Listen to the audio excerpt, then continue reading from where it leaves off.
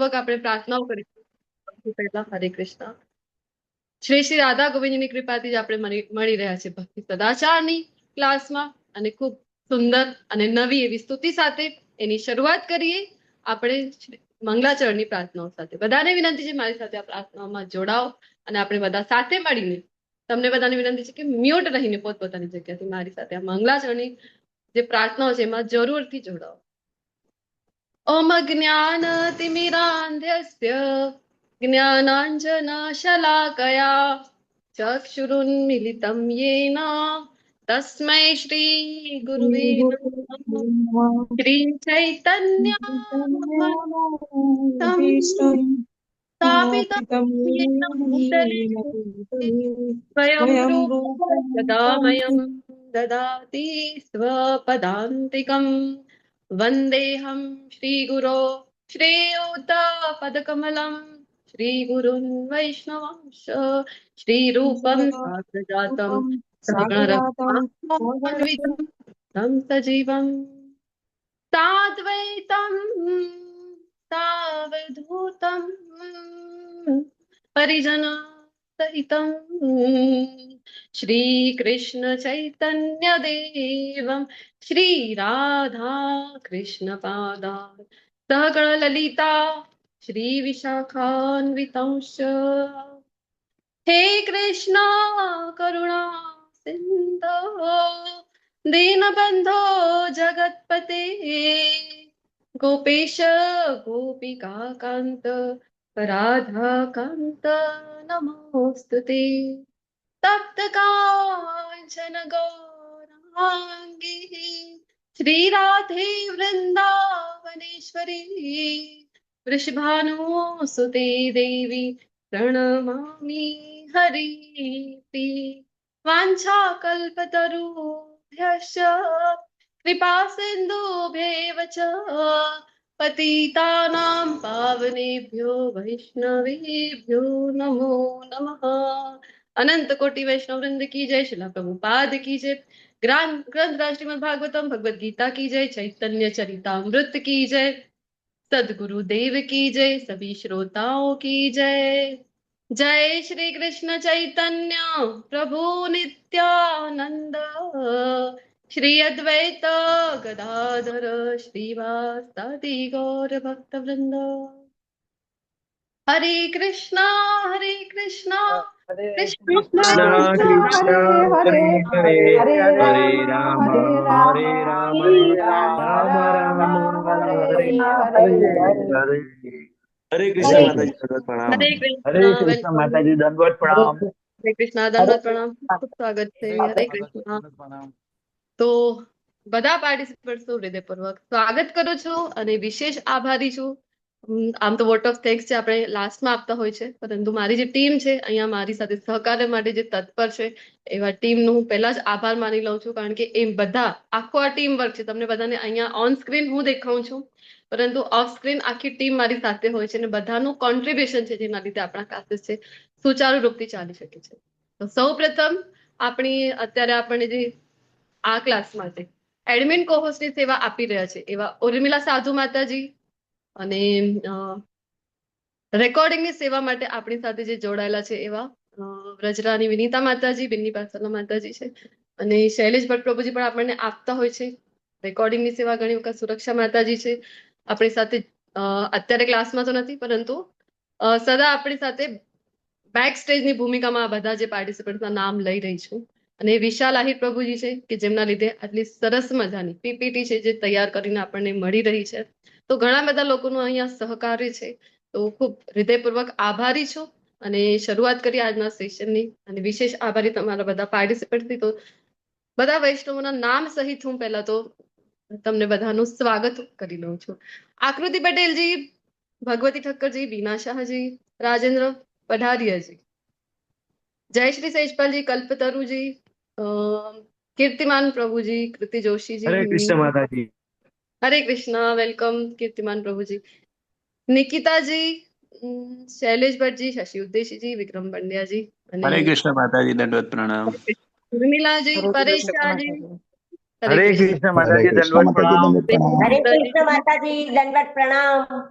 હરે Krishna બીનાજી, welcome. ખૂબ ખૂબ સ્વાગત છે, હૃદયપૂર્વક સ્વાગત છે તમારા બધાનું શ્રી શ્રી રાધા ગોવિંદ ટેમ્પલ ઇસ્કોન કુલાઈ મંગળાવતીથી.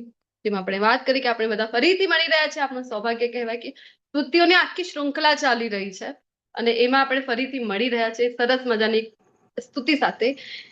એમાં આપણે પદાર્પણ કરીએ એની પહેલા મને જણાવો કે લાસ્ટ સેશનમાં કઈ સ્તુતિ આપણે ભણી ચુક્યા છે ગયા બુધવારે? બોલો. હરે કૃષ્ણ.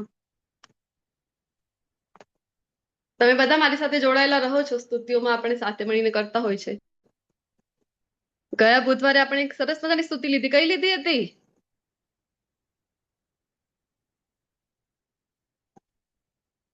હરે કૃષ્ણ. મારું વોઇસ ક્લિયર છે? યસ માતાજી. હા, ક્લિયર છે. સ્ક્રીન પણ ક્લિયર છે ને? ગર્ભસ્તુતિ દેવતાઓ દ્વારા. દેવતાઓ દ્વારા. હરી બોલ. ખૂબ સરસ. તો દેવતાઓ દ્વારા માતા દેવકીની જે ભગવાન જયારે ગર્ભમાં છે સ્તુતિ કરવામાં આવી રહી છે કે ભગવાન જલ્દી જલ્દી પ્રકટ થાય એના માટે. તો દેવતાઓ સ્તુતિ કરી રહ્યા હતા અને પછી આપણે નંદોત્સવની પણ ઉજવણી કરી હતી ગયા સેશનમાં. તો આજના સેશનમાં આપણે ફરીથી એવી સરસ મજાની શૃંખલા જે સ્તુતિઓની ચાલુ છે એમાં મળી રહ્યા છે.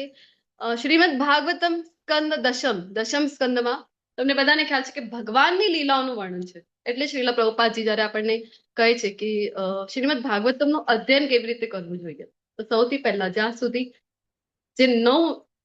સ્કંદ પૂર્ણ આપણે નથી કરી લેતા, સારી રીતે સમજી નથી લેતા, આત્મસાત નથી કરી લેતા, ત્યાં સુધી ભગવાનની લીલાઓનું જેમાં વર્ણન છે, અંતરંગ લીલાઓનું પણ જેમાં વર્ણન છે. આપણે જયારે સાથે મળીને ભક્તિ સદાચારમાં પહેલી વાર મળ્યા હતા તો એ હતું ગોપી ગીત. તો સૌથી ભગવાનની ગુહ્યતમ લીલાઓનું જેમાં વર્ણન છે એ છે ગોપી ગીત. તો આ લીલાઓમાં પ્રવેશ કર્યા પહેલા એક પાત્રતાની આવશ્યકતા હોય છે. આપણે જોયું હતું કે આખી બિલ્ડિંગ બાંધવાની છે તો એના પહેલા એક બેઝ જોઈએ છે. આ બેઝ છે 9 સ્કંદો. એ આપણે ભણી લઈએ, સારી રીતે સમજી લઈએ, પછી જ આ ભગવાનની જે અંતરંગ લીલાઓ છે એમાં પ્રવેશ કરવા માટે આચાર્યો આપણને ભલામણી આપે છે. શ્રીલ પ્રભુપાદજી આપણને કહે છે. શું કામ? કારણ કે આપણી અંદર પછી ધીરે ધીરે એક તો ભગવાન વારંવાર ભગવદ ગીતામાં કહે છે ને કે તત્વત, કે મને તત્વત જાણો. તો ભગવદ ગીતાથી આપણે તત્વત જાણી લઈએ, પૂર્ણ પુરુષોત્તમ પરમેશ્વર છે એ ક્લિયરિટી થઈ જાય. પછી ભક્તિમાં આગળ વધવા માટે તમને બધાને ખ્યાલ છે કે શ્રીમદ ભાગવતમ ખૂબ જ આવશ્યક છે. તો શ્રીમદ ભાગવતમ નું એક એક અક્ષર એટલે બીજું કોઈ નથી, સાક્ષાત કૃષ્ણ છે. અને તમારા ઘરમાં જો શ્રીમદ ભાગવતમ છે તો સાક્ષાત કૃષ્ણ જ ગ્રંથ રૂપમાં, ભગવાનનો આ ગ્રંથ અવતાર છે, ગ્રંથ રૂપમાં વિરાજમાન છે. તો આજના આ આપણે સ્તુતિની શરૂઆત કરીએ, પ્રાર્થનાઓની શરૂઆત કરીએ. તો એના પહેલા આપણે જે શ્રીમદ ભાગવતમમાં આપણે જે મંગલાચરણની શ્લોકો લેતા હોય છે એ આપણે બોલીશું. હું પહેલા બોલીશ, તમે મારી પાછળ અનમ્યુટ થઈને રિપીટ કરજો. બધાને વિનંતી છે. ઓમ નમો ભગવતે વાસુદેવાય. ઓમ ઓમ નમો નમો ભગવતે ભગવતે વાસુદેવાય. વાસુદેવાય. ઓમ નમો ભગવતે વાસુદેવાય. ઓમ ઓમ નમો નમો ભગવતે વાસુદેવાય. ઓમ નમો ભગવતે વાસુદેવાય. ઓમ નમો ભગવતે વાસુદેવાય. નારાયણં નમસ્કૃત્ય નરં ચૈવ નરોત્તમં નારાયણ નમસ્કૃત્ય નરં ચૈવ નરોત્તમં. દેવીં સરસ્વતીં વ્યાસં તતો જયमुदीरयेत्. દેવી સરસ્વતી સરસ્વતી વ્યાસં વ્યાસં તતો જયमुदीरये. नष्टप्रायेष अभद्रेषु नित्यं भागवत सेवया. કૃષ્ણ નષ્ટાયેષ્વભદ્રેષુ ભદ્રેષુ નિત્યં નિત્યં ભાગવત નિત્યં સેવયા. ભાગવત સેવયા. भगवति उत्तम श्लोके भक्तिर्भवति नैष्टिकी. ભગવતી ઉત્તમ શ્લોકે ભક્તિ ભવતી નૈષ્ઠિકી. ખૂબ ખૂબ ધન્યવાદ. તો આપણે રોજ કહેતા હોઈએ છીએ મંગલાચરણના શ્લોકોની જેમ આ જે શ્લોકો છે શ્રીમદ ભાગવતમનું પણ જ્યારે આપણે પઠન રોજ સવારે તમને બધાને ખ્યાલ જ હશે, જેમને નથી ખબર ફરીથી એકવાર રિપીટ કરી દઉં કે રોજ સવારે 7 વાગે આપણા ગુજરાતીમાં શ્રીમદ ભાગવતમના ક્લાસીસ થાય છે every day including Sunday 7 days. તો જરૂરથી તમને બધાને વિનંતી છે જોડાઓ એમાં. ને આપણે ત્યાં રોજ કહેતા હોય છે કે નિત્યમ ભાગવત સેવયા. તો ચલો ભાગવતનો અર્થ તમને બધાને ખૂબ સારી રીતે ખબર છે. બોલો ભાગવત એટલે શું? ભાગવતના 2 પ્રકારો આપણે ભણતા હોય છે. કયા કયા 2 પ્રકારો છે બોલો તો? ભક્ત ગ્રંથ ભાગવત અને ભાગવત ગ્રંથ ભાગવત. ને ભક્ત ભાગવત. હરી બોલ. ભક્ત ભાગવત અને ગ્રંથ ભાગવત. તો ગ્રંથ ભાગવતનો તો મહિમા તમે બધા એનાથી અવગત જ છો. અને ભક્ત જે ભાગવત છે એની હવે આપણે સદાચારમાં જે શૃંખલા ચાલી રહી છે ત્યાં આપણે જે વર્ણન કરી રહ્યા છીએ તો તમને બધાને પણ હવે તો ખ્યાલ આવતું જ જઈ રહ્યું હશે. જેમ જેમ જે ભક્તોની તમે સ્તુતિઓ, ભક્તો દ્વારા જે સ્તુતિઓ કરાયેલી છે, ભક્તો દ્વારા જે પ્રાર્થનાઓ કરાયેલી છે ભગવાનના ચરણ કમળમાં, એ જેવી રીતે આપણે બધા સાંભળીએ છીએ ને એવી રીતે આપણા પણ મનની શુદ્ધતા થાય છે. શું કામ આ ભક્તોના ચરિત્ર છે એ સાંભળવા જરૂરી છે. ભક્ત ભાગવતની સેવા નિત્ય કરવી જોઈએ. તો અત્યારે આપણી પાસે જો એવી કોઈ વ્યવસ્થા નથી કે આપણે જઈને એમની કોઈ વપુ સેવા કરી શકીએ ભક્તોની. આપણી પાસે શ્રીલા પ્રભુપાદજીની કૃપા છે અને પ્રભુપાદજીની શૃંખલાથી આપણે પણ જોડાયેલા છીએ બધા. તો આપણી પાસે અત્યારે મહેરબાની છે ભગવાનની ખૂબ આપણા ઉપર કૃપા છે કે ઓનલાઈનમાં ઝૂમનો ઓપ્શન છે અને આપણે અત્યારે શ્રીલા પ્રભુપાદજીના જ એક શિષ્ય એવા શ્રીલા જયપ્રતાકા સ્વામીજી મહારાજ એમની કૃપાથી આપણે આ શ્રી રાધા ગોવિંદ ટેમ્પલ સાથે જોડાયેલા છીએ, જ્યાં ઘેર બેઠા આપણને ભાગવત સેવયા કરવાનું અવસર મળી રહ્યું છે. તો અત્યારે તો વાણી દ્વારા શ્રવણમ અને કીર્તનમ દ્વારા આપણે આ જે લાભ છે એ ઉઠાવી રહ્યા છીએ. તો ચાતુર્માસનો અત્યંત પાવન એવો સમય અત્યારે ચાલી રહ્યો છે અને શ્રાવણ માસ ચાલી રહ્યો છે. તમને બધાને થશે કે અત્યારે તો ભાદ્રપદ ચાલી રહ્યો છે. તો આપણે જે વૈષ્ણવ કેલેન્ડર છે એના મુજબ જો જોઈએ તો શ્રાવણ માસ ચાલે છે.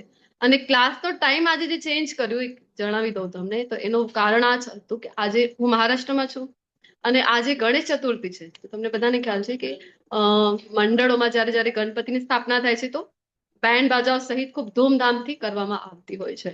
તો અત્યારે તમને જો વધારે અવાજ આવે તો મને જણાવજો. શરૂઆત 4 વાગ્યાથી જ અહીંયા તો શરૂ થયું છે. તો તમને જો વધારે બેકગ્રાઉન્ડ નોઈઝ આવે તો જણાવજો એવી રીતનું મને. અત્યારે આવી રહ્યું છે તો ખરું મારા પણ દૂર છે ના અત્યારે. નથી આવતો માતાજી, ના બરાબર. નથી આવતો ના નથી માતાજી, આવતો. બિલકુલ કૃપા નથી છે આવતું. આપણે પ્રયત્ન કરીએ કે આપણું સેશન આજનું આપણે સમયસર કમ્પ્લીટ કરી શકાય. તો વાત કરી રહ્યા છે ભક્ત ભાગવતની. તો ભક્ત ભાગવતના જો ભગવાનને આપણે વારંવાર વાત કરીએ છીએ કે કોઈ પણ આપણા સિટીમાં પણ કોઈ લઈ લો ને તમે ઉચ્ચ પદ ઉપર જે પદસ્થ છે એના પાસે તમને મળવા જવું છે. ધારો કે કલેક્ટરને જ મળવું છે, મંત્રીની તો વાત દૂર રહી ગઈ, પ્રધાનમંત્રીની તો હજી દૂર રહી ગઈ. ધારો તમારા સિટીનો કલેક્ટર છે, તમને એને મળવું છે, ચલો કોઈ કામ છે તમારી પાસે, અર્જન્ટ છે એને મળવું છે, તમે જાઓ તો તમે ડાયરેક્ટલી મળી શકો છો ખરા? અમુક પ્રોટોકોલ છે, અમુક જે નિયમો છે એનો તમને ફોલો કરવા પડે છે. તમને જઈને ત્યાં કારણ જણાવવું, લખાવવાનું છે, અપોઇન્ટમેન્ટ લેવી પડે. પછી એ જયારે અપોઇન્ટમેન્ટ આપે કે નહીં એ પણ ડિપેન્ડ કરે છે, એ જ દિવસે આપશે કે નહીં. ને પછી એવી રીતના તમે મળી શકો છો. તો અમુક પ્રોટોકોલ એક આપણે જે સામાન્ય સિટીના સામાન્ય કલેક્ટરને મળવા માટે પણ આવા પ્રોટોકોલ આપણે ફોલો કરતા હોય છે. ડાયરેક્ટ એમના સાથે તો આપણે મળી શકાય નહીં.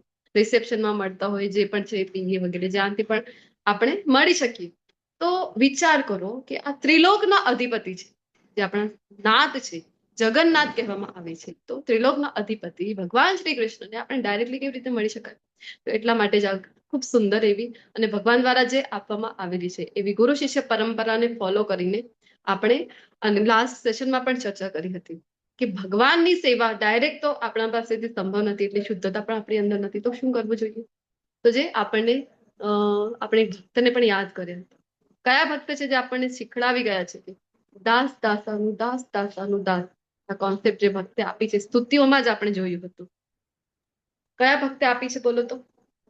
શ્રીલા ભક્ત પ્રભુપાદ. શ્રીલા પ્રભુપાદ. જે આપણે ભક્તિ સદાચારમાં સ્તુતિઓ લઈ રહ્યા છીએ અત્યારે એ સ્તુતિમાં જ આપણે ભણી ગયા છીએ. એ જણાવો, કોઈને ખ્યાલ છે? ગયા સેશનમાં મેં તમને જણાવ્યું હતું. નરોત્તમ દાસ ઠાકોર માતાજી. નહીં, એમની સ્તુતિ હજી આપણે લીધી નથી. ભાગવતમની જે સ્તુતિ નારાયણની માતાજી. નહીં. આવી રીતે ભક્તની જે ચરિત્ર આપણે લઈ રહ્યા છે, ચરિત્ર પણ નહીં, આપણે ભાગવતમના જે સ્તુતિઓ લઈ રહ્યા છે, એવી રીતે એક સ્તુતિ લીધી હતી. જો તમને બધાને ખ્યાલ હશે, લાસ્ટ સેશનમાં કીધું પણ હતું મેં, વૃત્રાસુર ની સ્તુતિઓ લીધી હતી. યાદ છે તમને? ભક્તિ સદાચારમાં ભણ્યા છો? એમાં વૃત્રાસુર કોણ હતા પૂર્વજન્મમાં? બોલો તો. ચિત્રકેતુ મહારાજ. રાજા હતા. ઘણા ચિત્રકેતુ હતા, ચિત્રકેતુ મહારાજ. રાજા હતા. રાજા હતા. તો એ વૃત્રાસુરમાં જયારે એમને કીધું હતું ને કે ભગવાનનું વિસ્મરણ નથી, તો જયારે વૃત્રાસુરના રૂપમાં આવા મોટા વિશાળકાય અસુરના રૂપમાં છે, એ સમયે પણ સરસ મજાની સ્તુતિઓ કરી શકે છે. તો કેવી રીતે સંભવ છે? કારણ કે ભક્ત છે, ને ભક્ત છે ને એમને માંગ્યું છે તો કે ભગવાનનું વિસ્મરણ મારાથી થાય નહીં, ભલે એને અસુરીઓની પ્રાપ્ત થઈ જાય માતા પાર્વતી પાસેથી. તો વૃત્રાસુરની સ્તુતિઓમાં એ કહેતા હોય છે કે દાસ દાસાનું દાસ દાસાનું. તો જે આપણે અહીંયા ઇસ્કોનમાં પણ જે આપણે ફોલો કરતા હોય છે, તો શું કરવાનું છે આપણે પણ? તો દાસ દાસાનું, ભગવાનના જે સેવક છે, એટલે ભગવાનના જે શુદ્ધ ભક્ત છે, એમના પણ સેવક, એમના પણ સેવક, એમના પણ સેવક, એમના પણ સેવકની આપણે સેવા ભગવાન પાસે માંગી. તો સંભવ છે કે ક્યાંક આપણું પણ છે એ ભગવાન સાથે ડાયરેક્ટલી તો કનેક્શન થઈ શકે નહીં, પરંતુ આ ભક્તોની કૃપા થાય. કારણ કે ભગવાનના શુદ્ધ ભક્તો કેવા હોય છે? એ ખૂબ એમનું મન કેવું હોય છે? નિર્મળ હોય છે. ક્યાં એનો રેફરન્સ મળે છે? તુલસીદાસજી પોતે કહે છે આપણને. શું કહે છે? નિર્મલ મન જન સો મોહે પાવા, મોહે મોહી કપટ છલ છિદ્ર ન ભાવા.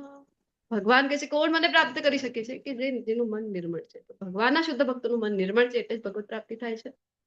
તો એ લોકોની જયારે અહેતુકી કૃપા થાય છે, એમની શુદ્ધતાના કારણે, એમના મનની પવિત્રતાના કારણે, એ આપણા જેવા ભક્તો ઉપર, જયારે આપણા જેવા ભક્તો પણ ન કહી શકાય, સાધકો પર જયારે અહેતુકી કૃપા કરે ને, તો સંભવ છે કે કૃષ્ણ સાથે આપણું પણ એક કનેક્શન, જે આપણે ભૂલાઈ ગયા છે સંબંધ છે, ફરીથી આપણે પ્રસ્થાપિત કરી શકાય. અને ભક્તિમાં એક પુષ્પ આપણને પણ, એક બળ આપણને મળે. અત્યારે ખૂબ સૌભાગ્યશાળી છે આપણે બધા કે જે પરંપરાથી જોડાયેલા છીએ, બ્રહ્મ અથવા ગૌડીય સંપ્રદાય સાથે જોડાયેલા છીએ. આખી પરંપરાનું બળ આપણી સાથે છે, એ કૃપા છે. એટલે જ આપણે અત્યારે સાથે મળીને, ગણેશ ચતુર્થીનો ખૂબ બિઝી દિવસ છે મહારાષ્ટ્રમાં, તો ખૂબ જ બધા બિઝી હોય છે આજના દિવસમાં. ગણપતિ સ્થાપના છે, ગુજરાતમાં પણ હોય છે ને, રજા હોય છે ને આજના દિવસે. તો ઘણા હા કાર્ય, માતાજી, રજા હોય છે. રજા હોય છે માતાજી. તો ઘણા બિઝી સ્કેડ્યુલમાં પણ આપણે અત્યારે મળીને ચર્ચા કરી રહ્યા છે શ્રીમદ ભાગવતમની. તો એ કૃપા કહેવાય આપણા ઉપર. તો આપણે પણ ભગવાનની અને ભગવાનના શુદ્ધ ભક્તોનો આભાર માનીને આજની સ્તુતિ તરફ વળીએ છીએ. અને એ જ પ્રાર્થના અને એ જ ભાવ સાથે કે મહારાજ મુચુકંદ જે છે, મુચુકંદ ઉપર જેવી રીતે ભગવાનની કૃપા કરી છે, એ એમના મનમાં જે ભગવાન પ્રતિ ભાવ છે, ભક્તોના મનમાં જે ભાવ હોય છે ને, એ આપણે ક્યારે સમજી શકાય? જયારે આપણે ભક્તોનું ચરિત્ર સાંભળીએ અથવા તો ભક્તો દ્વારા કરેલી સ્તુતિઓ સાંભળીએ, ત્યારે એમના મન, એમનું કયું મૂડ છે ભગવાન પ્રત્યે, એમનું કયું ભાવ છે, એમની કઈ લાગણીઓ છે, એ આપણને ખબર પડે છે. ત્યારે ખબર પડે છે કે અરે, શું કામ આપણે પોતાને ભક્ત ન કહી શકાય? કારણ કે આવી તો આપણા માઇન્ડમાં પણ નથી આવતું. આપણે તો કેવું છે કે હું, મને અને મારું, આઈ મી માય સેલ્ફ. આપણી તો જીવન આટલા સર્કલમાં પોતાની જ આજુબાજુ ફરતું હોય છે. જયારે શુદ્ધ ભક્તોનું જે જીવન છે તે કૃષ્ણ પ્રત્યાર્થી હોય છે. તો દશમ સ્કંદ અને અધ્યાય છે 51, અને જેમાં શ્લોક નંબર 45 થી લઈને 57 સુધીના શ્લોકોમાં મહારાજ મુચુકંદ જે છે એ પ્રાર્થનાઓ કરી રહ્યા છે, ભગવાનની સરસ મજાની સ્તુતિ કરી રહ્યા છે. અને ભગવાનની સ્તુતિઓ ગમે છે. ભગવાન જયારે જયારે અવતાર લે છે, આપણે જોયું હતું શ્રીમદ ભગવદ ગીતા 11મા અધ્યાયમાં ભગવાને શું બતાવ્યું છે? બોલો તો ભગવદ ગીતાનો.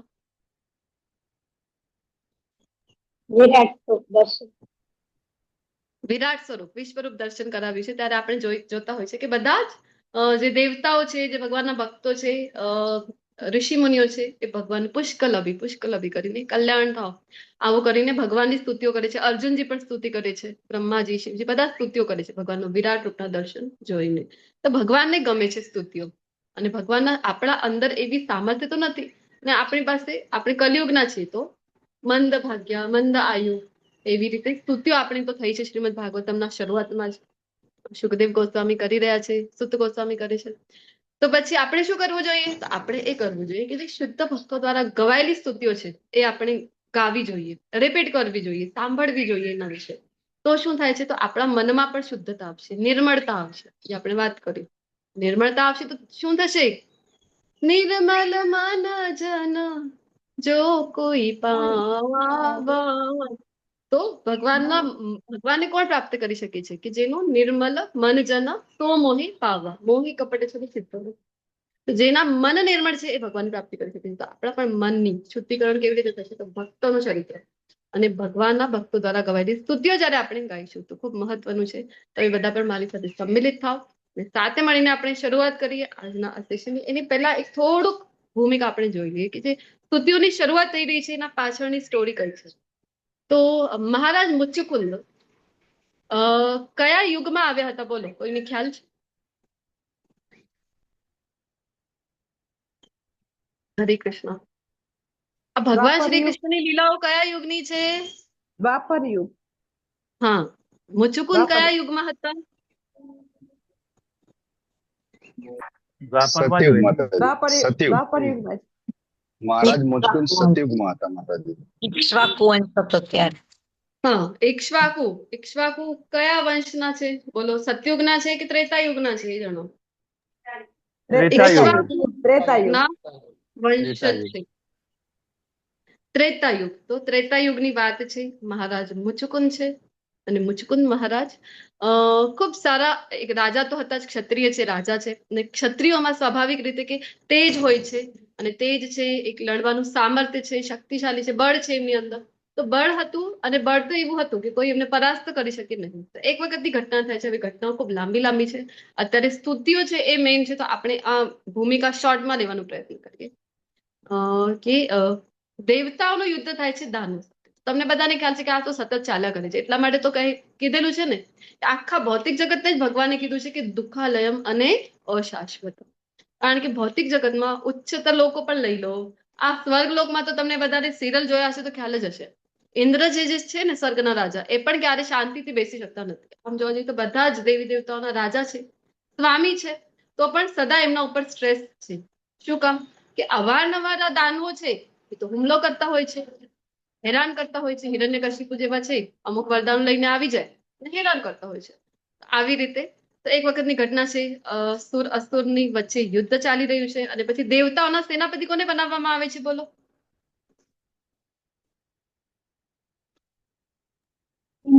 દેવતાઓની તરફથી સેનાપતિ કોણ બને છે યુદ્ધ થાય? કાર્તિકેય. શિવજીના પુત્ર એટલે કે કાર્તિકેયને પ્રાર્થના કરવામાં આવી, ચલો હવે આ પદવી તમે સંભાળો સેનાપતિ. સેનાપતિની પદવી સંભાળે છે અને પછી યુદ્ધ ચાલ્યા કરે છે, પરંતુ યશ એમાં મળતું નથી. અને પછી બોલાવવામાં આવે છે. કોણ સામર્થ્યવાન છે? તમને બધાને ખ્યાલ હશે એ સમય જઈ શકતા હતા સ્વર્ગલોક સુધી. આપણે અર્જુનજીની કથામાં પણ આવે છે ને, અજ્ઞાતવાસમાં હતા ત્યારે દિવ્ય શસ્ત્ર અસ્ત્રની પ્રાપ્તિ માટે ભગવાને જેમને આજ્ઞા કરી હતી તો ગયા હતા. ઇન્દ્ર એમના પિતા પણ હતા. તો સ્વર્ગલોકમાં ગયા હતા અને અમુક વિદ્યા પણ ત્યાં શીખ્યા હતા અને અસ્ત્ર અને દિવ્ય અસ્ત્ર દિવ્ય શસ્ત્રની પણ પ્રાપ્તિ ત્યાંથી કરી હતી. તો એવી જ રીતે એ સમય પોસિબલ હતું. આ મુચુકુંદ મહારાજને બોલાવવામાં આવે છે. શું કામ? તો હેલ્પ કરવા માટે કે દેવતાઓનો તમે સાઈડ લો, પક્ષ લો, તો યુદ્ધમાં અમારે તમારી આવશ્યકતા છે. એવી રીતે બોલાવવામાં આવ્યા. યુદ્ધ થયું, ખૂબ સારી રીતે યુદ્ધ કર્યું મુચુકુંદ મહારાજે અને પછી વિજય છે એ અપાવી દીધું દેવતાઓને. અને દેવતાઓને જયારે વિજય અપાવી દીધી તો દેવતાઓ ખૂબ પ્રસન્ન થઈ ગયા અને એમને કહે છે કે તમે વરદાન માંગો, શું માંગવું છે તમારે માંગો. અને એ જોતા જોતા જોયું એમને કે ઘણો કાળ તો વીતી ગયું હતું, કારણ કે કાળની ગણના પણ અલગ અલગ ચાલી છે. 8મા અધ્યાયમાં આપણે ભણતા હોય છે ભગવદ્ ગીતાનો. અત્યારે પૃથ્વી ઉપરનો અલગ સમય ગણના છે અને તમે બધાએ પણ જોયું હશે ચંદ્રયાન આપણે જયારે મોકલ્યું હતું, ચંદ્રયાન 3, 2, ત્યારે તમે જોયું હશે. આપણે ત્યાં જેવી સમયની ગણના છે બીજા ગ્રહો પર એ ચેન્જ થઈ જાય છે. તો સ્વર્ગલોકમાં હતા તો અહીંયા સમયની ગણના ચેન્જ થઈ ગઈ, પૃથ્વીલોક પર ચેન્જ થઈ જાય છે. ઉત્તરાયણ દક્ષિણાને આવે છે આપણે જોતા હોય છે ને. પિતૃલોકમાં પણ આપણે ત્યાં આપણે શ્રાદ્ધ પક્ષમાં એક વખત આપીએ ભોજન, પરંતુ ત્યાં પિતૃલોકમાં એક દિવસ પસાર થાય છે.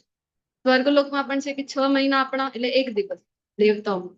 એવી રીતે અલગ અલગ ગણના છે. તો ખૂબ સમય જતો રહ્યો. તો અહીંયા તો પછી એમનું જે સામ્રાજ્ય હતું, એમના જે વંશજ હતા, એ બધા તો એમનું બધાનું સમય પૂરું થઈ ગયો. અને જયારે એમને પૂછે છે તો યુદ્ધ ખૂબ સમય ચાલ્યો તો જેના દ્વારા ખૂબ થકાવટ આવી ગઈ હતી. સ્વાભાવિક છે થકાવટ આવવું. તો મુચુકુંદ મહારાજને પૂછવામાં આવે છે કે બોલો તમારી ઈચ્છા કઈ છે? તો એ કહે છે કે હું તો બહુ થાકી ગયો છું, હવે હું તો ઈચ્છું છું કે હું આરામ કરવા ઈચ્છું છું ને એવું આરામ કરવા ઈચ્છું છું કે મને કોઈ જ ડિસ્ટર્બ ના કરે, કોઈ મને હેરાન કરે નહીં. પછી દેવતાઓએ વરદાન આપ્યું અને જેના લીધે એક ગુફામાં એમની જગ્યા આપે છે કે ત્યાં તમે આરામ કરો ને કોઈ તમને હેરાન કરશે નહીં, ને અનંત સમય સુધી, ઇટરનલ ટાઈમ એટલે કે અનંત સમય સુધી તમે ત્યાં આરામ કરી શકશો, જ્યાં સુધી તમને કરવું છે, અને કોઈ તમને ડિસ્ટર્બ કરશે નહીં. અને જો કોઈ તમને ડિસ્ટર્બ કરશે ને તમે એની સમક્ષ જોશો તો એ બળીને ભસ્મ થઈ જશે. એવું વરદાન દેવતાઓ દ્વારા આપવામાં આવેલું હતું. અને પછી મુચુકુંદ મહારાજ થાકી પણ ખૂબ ગયા હતા અને આરામ એટલા દિવસ સુધી થયું નહોતું, તો વિચાર કરે છે ને ત્યાં જાય છે આરામ કરવા એ ગુફામાં. તો આ થઈ ગઈ એક સ્ટોરી. અને હવે બીજી સ્ટોરી ચાલી રહી છે.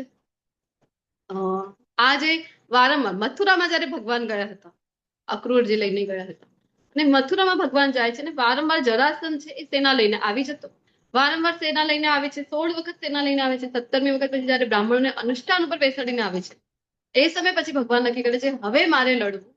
બ્રાહ્મણોને અનુષ્ઠાન ઉપર મૂકેલું છે.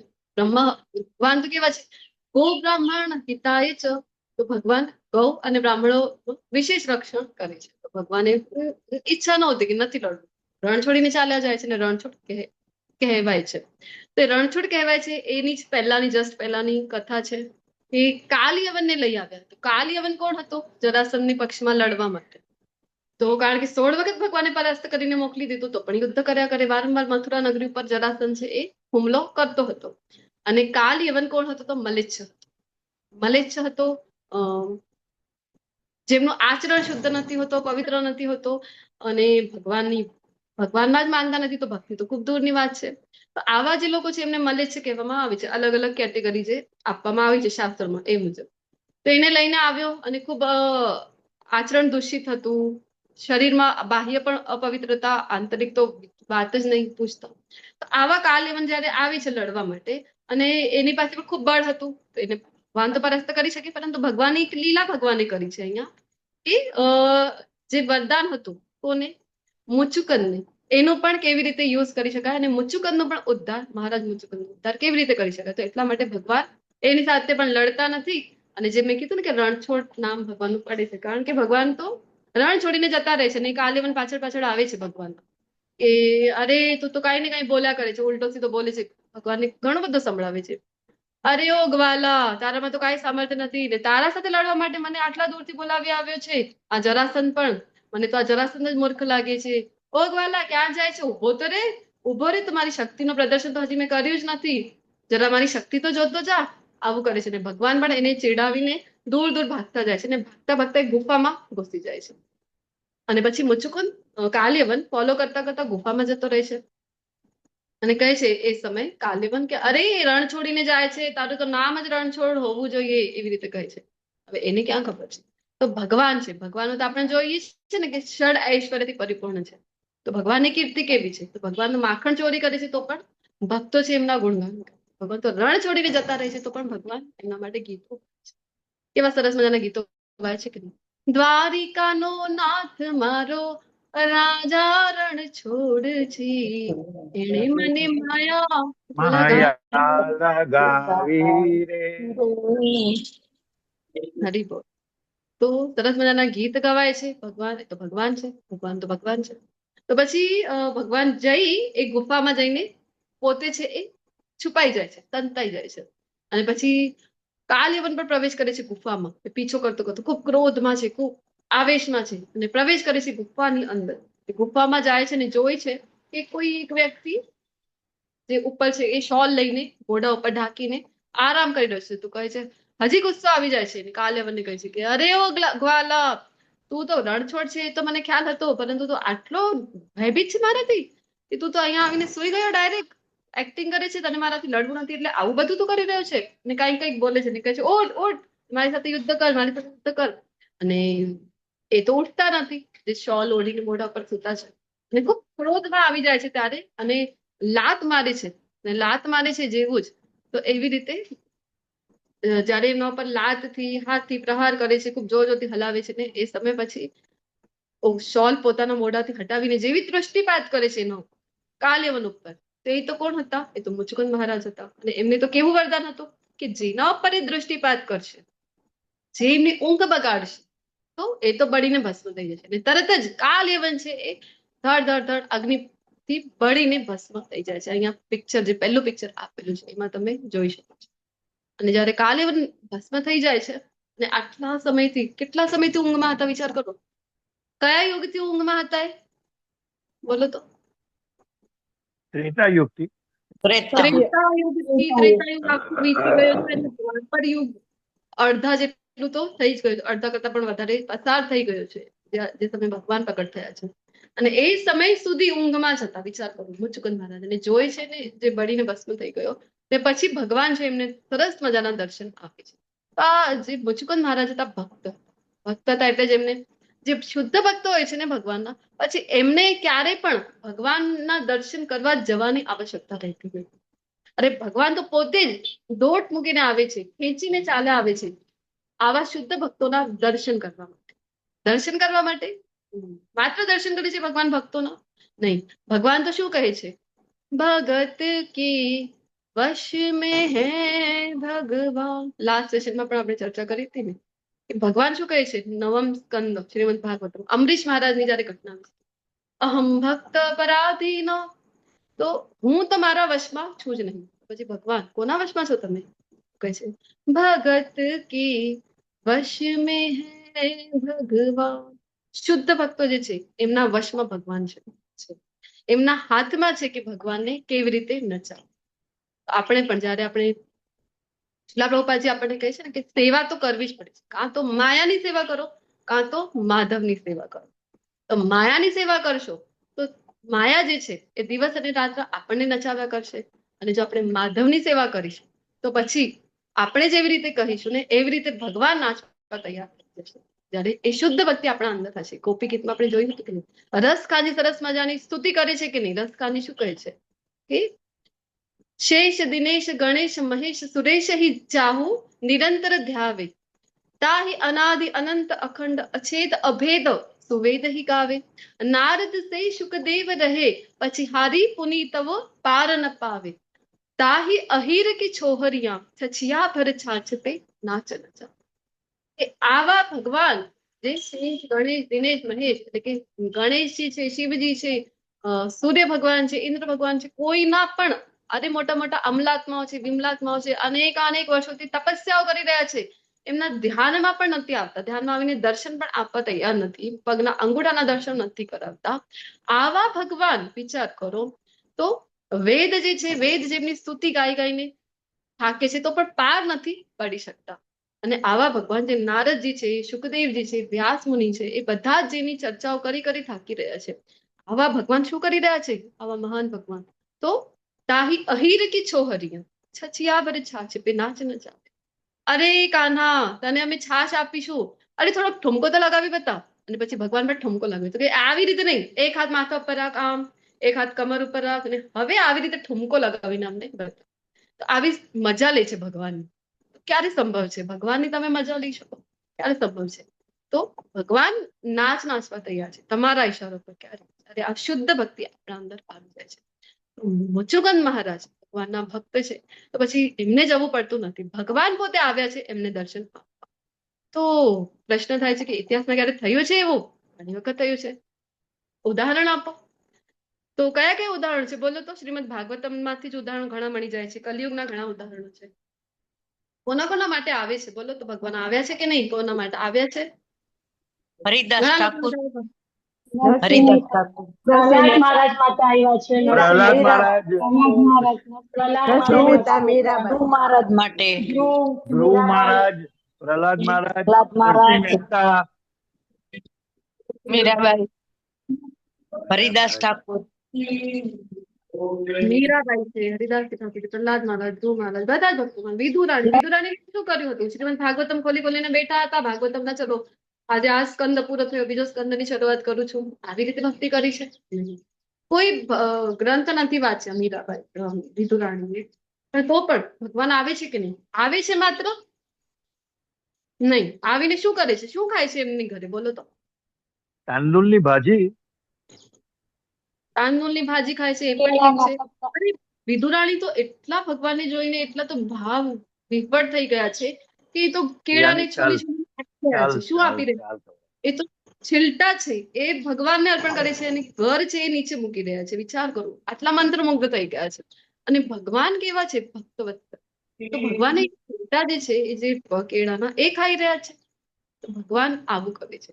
ભક્તિ એટલી હોવી જોઈએ. તો ભગવાન, ઘણા લોકોને થાય ભગવાન તમે જોયા છે, તમે જોયા છે. અરે આટલા બધા ઉદાહરણો છે આપણી પાસે. આ તમને લાગશે કે અરે દ્વાપર યુગના ઉદાહરણો આપી રહ્યા છો, આ શબરીજી માટે આવ્યા હતા, એમના તો ઢબોરે ખાધા. અરે ત્રેતા યુગના ઉદાહરણો છે આ બધા. અત્યારના કોઈ હોય તો જણાવો. હા, અત્યારના પણ છે. મીરાબાઈ છે, જનાબાઈ છે, મોટાબાઈ છે. પછી અનેક કલયુગના જે ભક્તો થઈ ગયા છે. નરસિંહ મહેતા પણ આવે ને? સંત બોડાણા છે. સંત નરસિંહ એકના, મહેતા નરસિંહ મહેતાને કેમ બોલાવે? તો અનેક ભક્તો છે, ધરના જાટ છે કે જેમના માટે ભગવાન આવે છે. તો અનેક એવા ઉદાહરણો આપણને મળે છે. તો આપણે એ જોવાનું કે કોને ભગવાન મળ્યા છે. એ આવા ભક્તોના ચરિત્રો આપણે સાંભળીએ, આવા ભક્તોની ચર્ચા આપણે કરીએ, તો આપણા અંદર પણ ભક્તિ છે એ પ્રકટ થાય છે. વિચાર કરો તમે, મીરાબાઈના કોઈ પણ પદ લઈ લો તમે, કોઈ પણ પદ. એ પદ આપણે માત્ર ગાવાથી, સાંભળવાથી આપણે પણ કૃષ્ણની નજીક થઈ રહ્યા છે એવું આપણને લાગે છે. કેવી રીતે લાગે છે? કેવી રીતે પોસિબલ છે? એ જે ભાવ છે, શું કામ અહીંયા સ્તુતિઓ લઈ રહ્યા છે? એ સ્તુતિઓને જેટલો મહત્વ છે, સેમ મહત્વ શુદ્ધ ભક્તો દ્વારા લખાયેલા આપણે કહીએ ને કે પદોનો છે.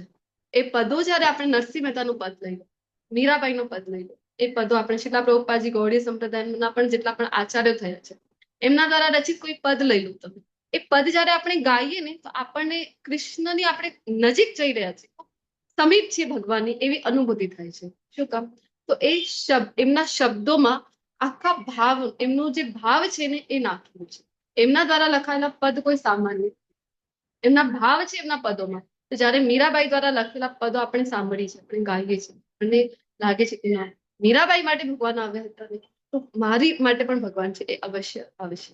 એ ભાવ આપણી અંદર હોય છે તો ભગવાન અવશ્ય આવે છે. તો આવા શુદ્ધ ભક્તોના દર્શન કરવા, દર્શન આપવા નહીં, આવા શુદ્ધ ભક્તોના દર્શન કરવા કૃષ્ણ પધારે છે. ને માત્ર દર્શન કરવા નહીં. અરે એમના તો એઠા વાસણ પણ ઘસી જાય છે. સખુબાઈ સાથે શું કર્યું છે? એમના ઘરના વાસણો ઘસી જાય છે. જનાબાઈ માટે શું કર્યું? તો લોટ પીસી દળી જાય છે, એ લોટ દળવા માટે આવે છે. સંત બોડાણા માટે શું કર્યું? આપણને લાગે અર્જુનજી માટે ડ્રાઈવર બન્યા હતા, નહીં. કલયુગમાં એ બન્યા છે. સંત બોડાણા માટે રથ હાંક્યું છે. તો આપણા માટે પણ ભગવાન છે અવશ્ય. તો શરૂઆત કરીએ પ્રાર્થનાઓની હવે. પછી મુચુકુંદને જયારે ભગવાને દર્શન આપ્યા છે અને એ સમયે ભગવાન છે ને એમને કહે છે કે ચલો માગો, હવે વરદાન માગો. તો મુચુકુંદ મહારાજ જે છે એ મના કરે છે કે ના, મને તમારા પાસેથી કાંઈ જોતું નથી. ભગવાન તો એવું કર્યા કરે છે. આપણા ભગવાન કેવા છે? આપણા ભગવાન સરળ તો છે નહીં, તેડા છે થોડા. પણ તેડા છે તો શું થયું? તેડા હે પર મેરા.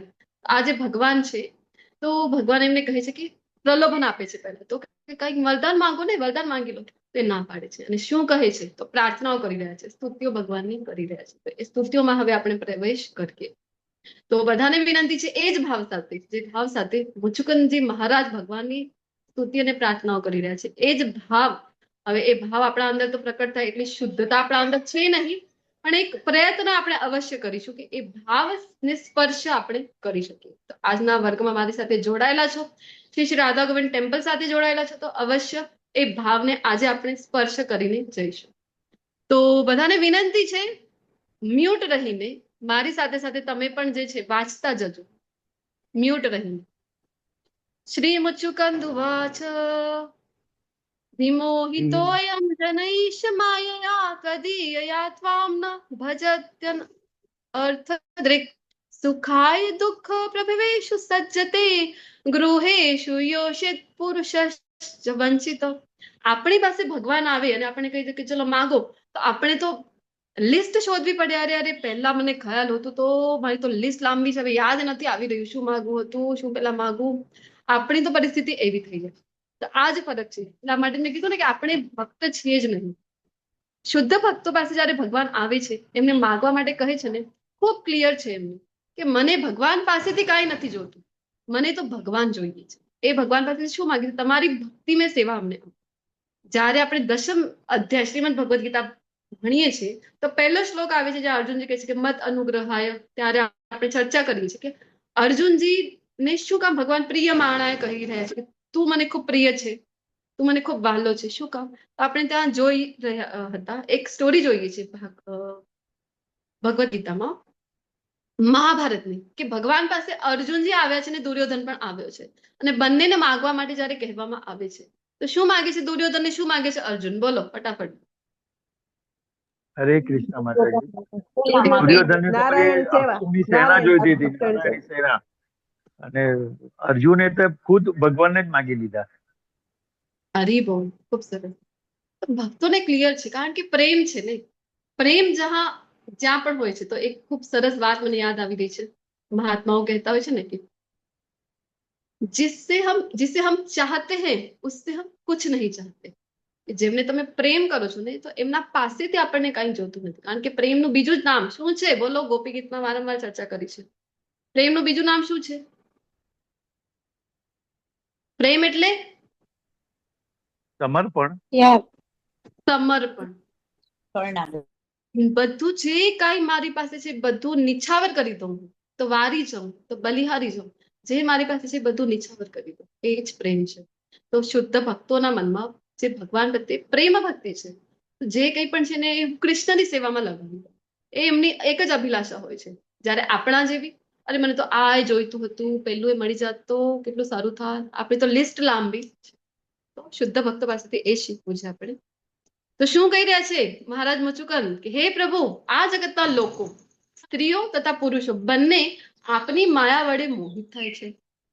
તેમના સાચા હિતથી અજાણ એવા તેઓ આપને ભજતા નથી, પરંતુ તેને બદલે સુખ મેળવવા ખાતર દુઃખના ઉત્પત્તિ સ્થાન એવા સંસારી જીવનમાં આસક્ત થઈને છેતરાય છે. તો મેં કીધું ને કે આપણને તો કોઈ કહી દે કે માગો, તો આપણે તો લિસ્ટ લાંબી છે. ક્યાંથી શરૂઆત કરીશું? પહેલા તો એ વિચારમાં આપણે તો 2 મિનિટ માટે પડી જઈશું. તો અહીંયા ભજત્યનો અર્થ દ્રિક અનર્થ દ્રિક, ભજત્ય ભજન ત્યન અનર્થ દ્રિક કહ્યું છે મુચુકન મહારાજે. તો અર્થ એક હોય છે અર્થ, એક હોય છે અનર્થ, અને આ જે કહી રહ્યા છે એ છે અનર્થ દ્રિક. તો અર્થ એટલે શું? મૂલ્ય. મૂલ્ય એટલે કે કિંમત, કિંમતી કહીએ ને આપણે, ખૂબ કિંમતી છે, મૂલ્યવાન છે, એ છે અર્થ.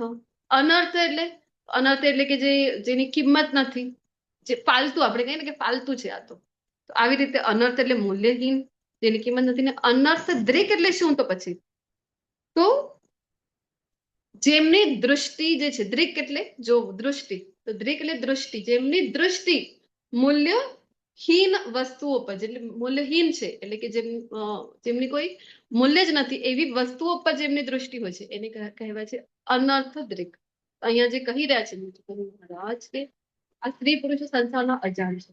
કઈ વાતથી અજાણ છે? કે અરે મારું હિત કઈ વસ્તુમાં છે એ જ ખબર નથી. શું કામ? કારણ કે માયા વડે મોહિત થયેલા છે. માયા વડે મોહિત છે તો જેમ દુર્યોધને માગ્યું, 2 ઓપ્શન બધા પાસે છે. આપણને લાગે કે શું કામ દુર્યોધન અને અર્જુનની ચર્ચા કરી, શું કામ કરી?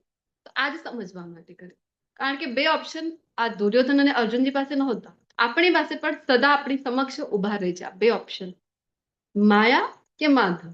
અને આપણે શું કરીએ છીએ? દર વખતે આપણે માયાને ચૂઝ કરતા જઈએ છીએ. પછી આપણને લાગે છે કે અરે આટલા સમયથી જપ કરું છું, આટલા સમયથી ભક્તિમાં છું, તોય મારી સાથે કઈ વિશેષ કઈ થયું નહીં પરિવર્તન. કેવી રીતે થશે? આજે ભક્તિ કરી રહ્યા છે, ભક્તિ એટલે જે સાધના આપેલી છે ગુરુ દ્વારા, પ્રભુપાદજી જે સાધના આપી છે એ આપણે કરી રહ્યા છીએ. 16 માળા જપ કરીશું. શું કામ? પ્રભુપાદજીએ વચન આપ્યું છે, ભગવત ધામમાં પહોંચાડી દેશે આપણને. કોઈ ભાવ છે જપમાં તો છે કે માળા આપણે વારંવાર છે કરી, હવે કેટલી બાકી છે? ક્યારેક તો ત્યારે મારી માળા મોટી છે કે શું, થઈ જ નથી રહી કમ્પ્લીટ, જલ્દી વધારે મણકા તો નથી મારી માળામાં, એવું આપણને લાગે છે. કોઈ ભગવાન પ્રત્યે પ્રેમ આપણી અંદર છે નહીં, કે જેના લીધે આપણે એ કરી રહ્યા છીએ. શું કામ કરી રહ્યા છીએ? અરે પ્રભુપાદજીએ કીધું છે, ખૂબ સારી વાત છે, કારણ કે ભગવાને કહે છે કોંતે પ્રતિ જાની નવે ભક્ત્યા પ્રણશે, મારા ભક્તોનું ક્યારે વિનાશ થશે નહીં, નિર્ભય થઈને ઘોષણા કરી દે. શિલા પ્રભુપાદજીએ વચન આપ્યું છે કે અરે મને તો ભગવાનના ધામનું બેક એન્ટ્રી પણ ખબર છે, તો ચલો પ્રભુપાદજીએ વચન આપ્યું છે, લઈ જશે અમને ભગવાનના ધામ. તો શું કામ બેક એન્ટ્રી થી જવાનું છે? શું કામ સન્માન સહી, શું કામ ફ્રન્ટ એન્ટ્રી થી આપણે ભગવાનના ધામમાં ન જઈએ? આપણે એ તો ક્યારે વિચાર કરતા નથી. અરે પ્રભુપાદજી જોઈ લેશું, તો અમને તો કીધું છે આ કરો, તો અમે તો કરીશું. મન હોય કે સારી વાત છે, કરવી જોઈએ આપણે.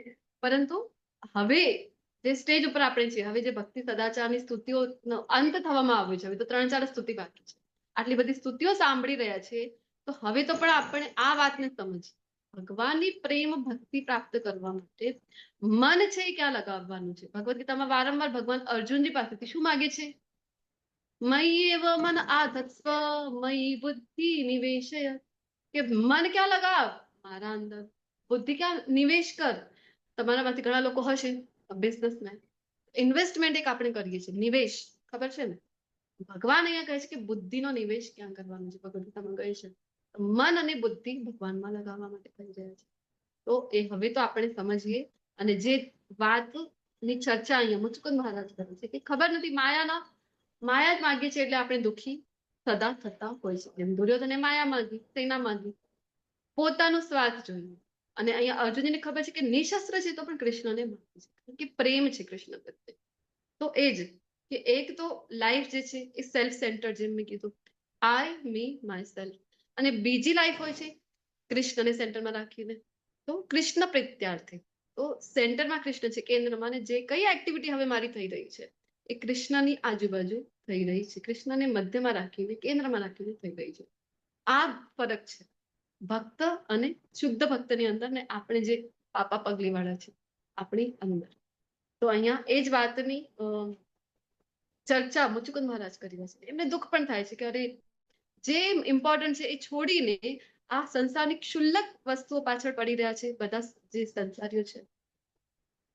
જે મનુષ્ય ગમે તેમ કરીને અનાયાસે મળેલા દુર્લભ અને સુવિકસિત મનુષ્ય જન્મમાં આપના ચરણ કમળને નથી ભજતો, તે મલિન મનવાળો હોય છે.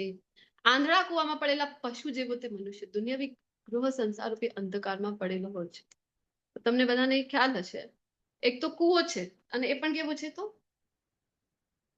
કૂવો અંધારા વાળું કૂવો, ને એમાં પડી જવું, કોઈ પશુ એમાં પડી જાય તો એની બહાર નીકળવાની જે સંભાવના છે એ વિચાર કરો કેટલી છે.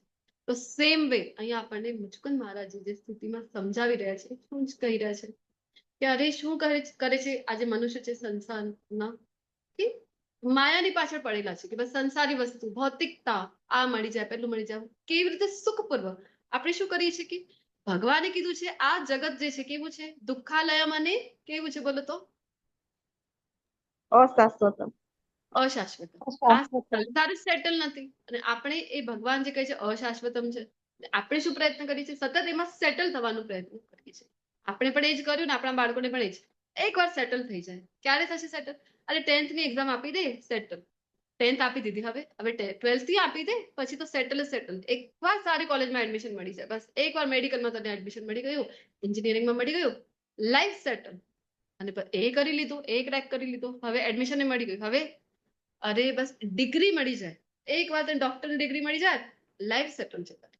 ડિગ્રી મળી ગઈ, હવે તો સારી જગ્યાએ કોઈ દવાખાનું ખુલી જાય, એક સારું મોટું ક્લિનિક ખુલી જાય તો તારી લાઈફ સેટલ છે. એ થઈ ગયું. હવે કોઈ સારી છોકરી મળી જાય, તારું ઘર ગૃહસ્થીમાં તું પ્રવેશ કરે, અને બસ તો તું સેટલ. એ થઈ ગયું. તો હવે નાના નાના બાળકો આવી જાય, અમે એને રમાડીશું, અમારી લાઈફ સેટલ, તમારી લાઈફ સેટલ. તો બાળકો થઈ ગયા, તો હવે એમના ભણવાનું ટેન્શન. વિચાર કરો, હવે આજકાલ તો એજ્યુકેશન પદ્ધતિ જે મુજબની કરી નાખી છે આપણે. તો વિચાર કરો, કોઈ જગ્યાએ સાંભળીને આપણને હસવું આવે, દુઃખ પણ થાય કે બાળકો હજી તો જન્મ લીધું છે, 1 વર્ષના નથી થયા, અને એડમિશન એને જે મનગમતા સ્કૂલમાં મળે એના માટે જે પેરેન્ટ્સ છે એ લોકોની જે આપણે કહીએ ને કે પડાપડી ચાલતી હોય છે, ત્યારે ત્યાં એડમિશન મળશે કે નહીં. હવે તો બંધ થઈ ગયું, પણ પહેલા તો ઇન્ટરવ્યુ આપવું છે, તો બાળકોને પ્રિપેર કરે. 2.5 વર્ષનું બાળક છે, 3 વર્ષનું બાળક છે, નાનકડું કુમળું, અને એને ઇન્ટરવ્યુ માટે પ્રિપેર કરવામાં આવે છે. ત્યારથી સ્ટ્રેસમાં એમને મૂકવામાં આવે છે. વિચાર કરો, એવું તો જીવન આપણે કરી નાખ્યું છે. પછી સેટલ, આપણે જે લાઈફ જ જે સેટલ નથી, અશાશ્વતમ છે, એમાં સેટલ થવા માટે સતત પ્રયત્ન કરીએ છીએ, અને એ સમય જ ક્યારે આવતું નથી કે આપણે પરેશાન. પ્રભુજી લખી છે કે main is the bundle of desires. એક ઈચ્છા પૂરી થઈ ગઈ, લાગે હવે આ મળી જાય, 1 BHK તો 2 BHK મળી જાય, 2 BHK તો 3 BHK થઈ જાય, પછી સેટલ. 3 BHK થઈ ગયું, હવે તો અમારું એક રો હાઉસ થઈ જાય. રો હાઉસ થઈ ગયું, નાનકડું સહી થોડુંક બંગલા જેવું તો બની જાય, એ બની ગયું. હવે સેટલ છો, હવે ખુશ છો? ના, હવે તમારા ગામમાં એક મારું બંગલું બની જાય તો મજા આવે. કઈ એ થઈ ગયું. તો હવે મારું બાળક ત્યાં ભણે છે, ત્યાં એક મકાન થઈ જાય. ત્યાંય થઈ ગયું હવે બાળક મારું ફોરેનમાં છે, ત્યાં એક ઘર થઈ જાય તો મજા આવશે. તો સતત ત્યાંય મળી ગયું, તમે ધારો ત્યાંય મકાન બનાવી લીધું, તો હવે અમેરિકામાં એક મકાન થઈ જાય, અમેરિકામાં પણ ધારો કે થઈ ગયું, તો હવે તો ચંદ્ર ઉપર જમીન ખરીદવાનો નવો ટ્રેન્ડ ચાલી રહ્યો છે. ચંદ્ર ઉપર પણ જમીન લઈ રહ્યા છે. વિચાર કરો કેટલી મૂર્ખતાપૂર્ણ વાતો બધા કરતા હોય છે. તો આવી રીતે એને જ કીધેલું છે મુચુકંદ મહારાજે. શું કીધેલું છે કે કૂવો છે અને આંધળો કૂવો છે, ને એમાં જેવી રીતે પશુ ફસાઈ જાય છે, એવી રીતે બધા આપણા ચરણ કમળોનો આશ્રય છોડીને આવા માયામાં ભૌતિકતામાં બધા ફસાયેલા છે. શુદ્ધ ભક્તો જે હોય છે ને એમને દુઃખ થાય છે આ જાણીને. તો હે અજીત, મારા જીવનનો સમગ્ર સમય મેં વેડફી નાખ્યો છે. તો જે ભક્તો હોય છે ને એમનો આ જ ભાવ છે ભક્તોનો સદા. શું ભાવ હોય છે કે હું પતિત છું, મારા જેવું તો પતિત કોઈ છે નહીં, હું દીનહીન છું. નહીં તો આપણા જેવા જે આપણે પોતાને મહાન ભક્તો માનીએ છીએ કે 16 માળા કરું છું, અરે સિનિયર છું હું, 4 વર્ષથી હું તો ભક્તિમાં છું, ઇસ્કોનમાં છું, 5 વર્ષથી છું, તમે તો અત્યારે નવા આવ્યા છો, તમે તો, હું સિનિયર છું. આપણે તો થોડી ઘણી ભક્તિ કરીએ, તો થોડા ઘણા ભાગવતમના ક્લાસીસ કરી લઈએ, થોડું ઘણું જ્ઞાન મેળવી લઈએ, તો આપણે તો આજ મેં ઉપર આસમાન નીચે એવા આપણે તો થઈ જઈએ છીએ. હવામાં જ આપણી તો વાતો બધી થતી હોય છે. એટલે જ મેં કીધું કે આપણે શુદ્ધ ભક્તો જે છે ને એ વાસ્તવમાં પોતાની એક ગ્લાનીની એ ફિલિંગમાં હોય છે સદા કે ના, હું તો સારી રીતે ભક્તિ કરી જ નથી શકતો, હું તો મારા જપ તો સારી રીતે થતા જ નથી. હવે ગ્લાનીનો અર્થ એટલું પણ નથી કે એકદમ ડિપ્રેશનમાં આવી ગયા એ લેવલની ગ્લાની તમને થઈ રહી છે કે હું એટલે ખૂબ પતિત છું અને મને તો જીવવું જ જોઈએ, આ તો જીવન જ બેકાર છે, હું તો મરી જ જાઉં, આવી રીતના નહીં. હા, એક હોવું જોઈએ કે મારા અંદર હજી તો એટલી સારી ભક્તિ મારાથી થઈ રહી નથી, કોઈ કૃપા થાય મારા ઉપર, ગુરુ મહારાજની કૃપા થાય, એમના ભક્તોની કૃપા થાય અને થોડીક ભક્તિમાં હું પ્રગતિ કરી શકું. આવી એક ફિલિંગ જે છે, ભાવના જે છે ભક્તોની અંદર હોય છે. તો એક કવિની પંક્તિઓ છે, ખૂબ સરસ છે, સાંભળો. मेरे जैसे पतित भी उद्धारे न जाएंगे, प्रभु પાસે પ્રાર્થના કરી રહ્યો છે એ જે કવિ છે કે હે પ્રભુ, मेरे जैसे पतित भी जो उद्धारे न जाएंगे, तो हे दीनबंधु जगन्नाथ, आप भी पतित पावन पुकारे न जाएंगे. તો આ એ ભક્તોનું ભાવ છે કે અરે હું પતિત છું, તો પછી પતિત પાવન કોણ છે? પતિત પાવન તો તમે છો, તમે જગન્નાથ છો, તમે ત્રિલોકના અધિપતિ છો, તમે નાથ છો મારા. એટલે જ ભગવાનનું એક નામ જગન્નાથ પણ છે. તો તમે જગન્નાથ છો, તમે સ્વામી છો, અને હું કોણ છું? તો હું તમારો દાસ છું. જીવેર સ્વરૂપ હે, શું કહે છે ચૈતન્ય મહાપ્રભુ? કૃષ્ણેર નિત્યદાસ. આ માઇન્ડમાં આપણા ફિટ થઈ જવું જોઈએ. યસ પ્રભુજી, ખૂબ ખૂબ ધન્યવાદ.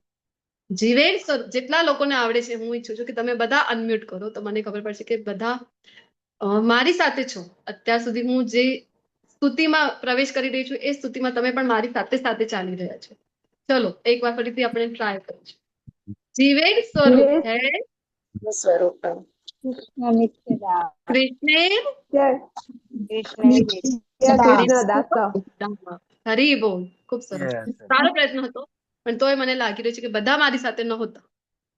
તો ચલો, હું કન્સિડર કરું છું કે મારી સાથે સાથે બધા ચાલી રહ્યા છો, કારણ કે હું પોઝિટિવ બહુ વિચારું છું. એટલે ચલો આગળ વધીએ આપણે. તો જે પ્રાર્થનાઓ મુચુકંદ મહારાજજી કરી રહ્યા છે, કહે છે કે હું તો પતિત છું, અને સેમ એવી જ પ્રાર્થનાઓ જે અત્યારે આપણે કવિની પંક્તિઓ લીધી, શ્રીલા નરોત્તમ દાસ ઠાકોરજીનો ખૂબ સુંદર પદ તમે સાંભળ્યું પણ હશે, ભજનોમાં ગવાય છે આપણા મંદિરોમાં પણ.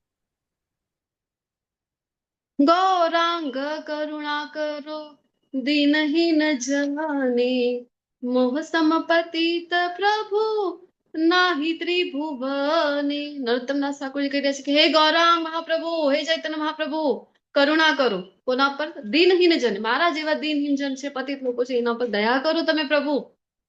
શું કામ? તો કહી રહ્યા છે કે મોહ સમપ્રતિત પ્રભુ નાહી ત્રિભુવને, અરે ત્રણેય લોકમાં મારા જેવો પતિત તો ક્યાંય પણ છે નહીં. તો સૌથી પ્રથમ તો તમે, કારણ કે ગૌરાંગ મહાપ્રભુનો એક સ્વભાવ છે, સૌથી પહેલા કોના પર કૃપા કરે છે કે જે સૌથી વધારે પતિત હોય છે. તો કહે છે કે મારા જેવું પતિ તો ત્રણેય લોકમાં ક્યાંય નથી. હે પ્રભુ, સૌથી પહેલા તો તમે મારા ઉપર કૃપા કરો. આગળ શું કહે છે? દયા ન કરિયા પતિત દેખિયા, દયા ન કરિયા પતિત દેખિયા તો પતિત પાવન નામ કિસે રે રાખિયા. જો મારા જેવા પતિતને જોઈને પણ તમને દયા નથી આવી રહી પ્રભુ, તો પછી તમારું નામ પતિત પાવન કોને રાખી દીધું છે? તો એવો શ્રી નરોત્તમ દાસ ઠાકોરજી, જે આપણા સંપ્રદાયમાં થઈ ગયા છે, ગૌડીય સંપ્રદાયમાં, એ પ્રાર્થના કરી રહ્યા છે ગૌરાંગ મહાપ્રભુ પાસે, ચૈતન્ય મહાપ્રભુ પાસે. તો આ એટીટ્યુડ હોય છે ભક્તોનું કે મારા જેવું પતિત તો કોઈ છે નહીં. શું કામ કહી રહ્યા છે? કે કારણ કે પૃથ્વીના રાજા તરીકે સત્તા તથા ઐશ્વર્યના મદમાં હું વધારે ને વધારે છકી ગયો છું. તો રાજા હતા ને, ખૂબ સમૃદ્ધ રાજા હતા, કેટલા વર્ષ સુધી એમણે રાજ્ય કર્યું. તો રાજા પાસે તો બધું કઈ હોય છે, ઐશ્વર્ય છે, સુખ સમૃદ્ધિ બધું જ છે, પરિવાર મોટું હોય છે. તો કહી રહ્યા છે કે મૃત્યુ ધર્મી દેહમાં આત્મભાવ રાખી મારા સંતાનો, મારી પત્નીઓ, મારું ઘર, મારું ધન ભંડાર, મારી પ્રજા, મારી ભૂમિ, આ બધામાં જ મેં આસક્તિ રાખી અને અંતહીન દુઃખ ભોગવ્યું છે. તો આ બધાને માયા કીધેલું છે. આ બધામાં જેટલો સંસારમાં જેટલું વધારે આપણે ફસાઈશું એટલું વધારે દુઃખ આપણને મળ્યા કરશે.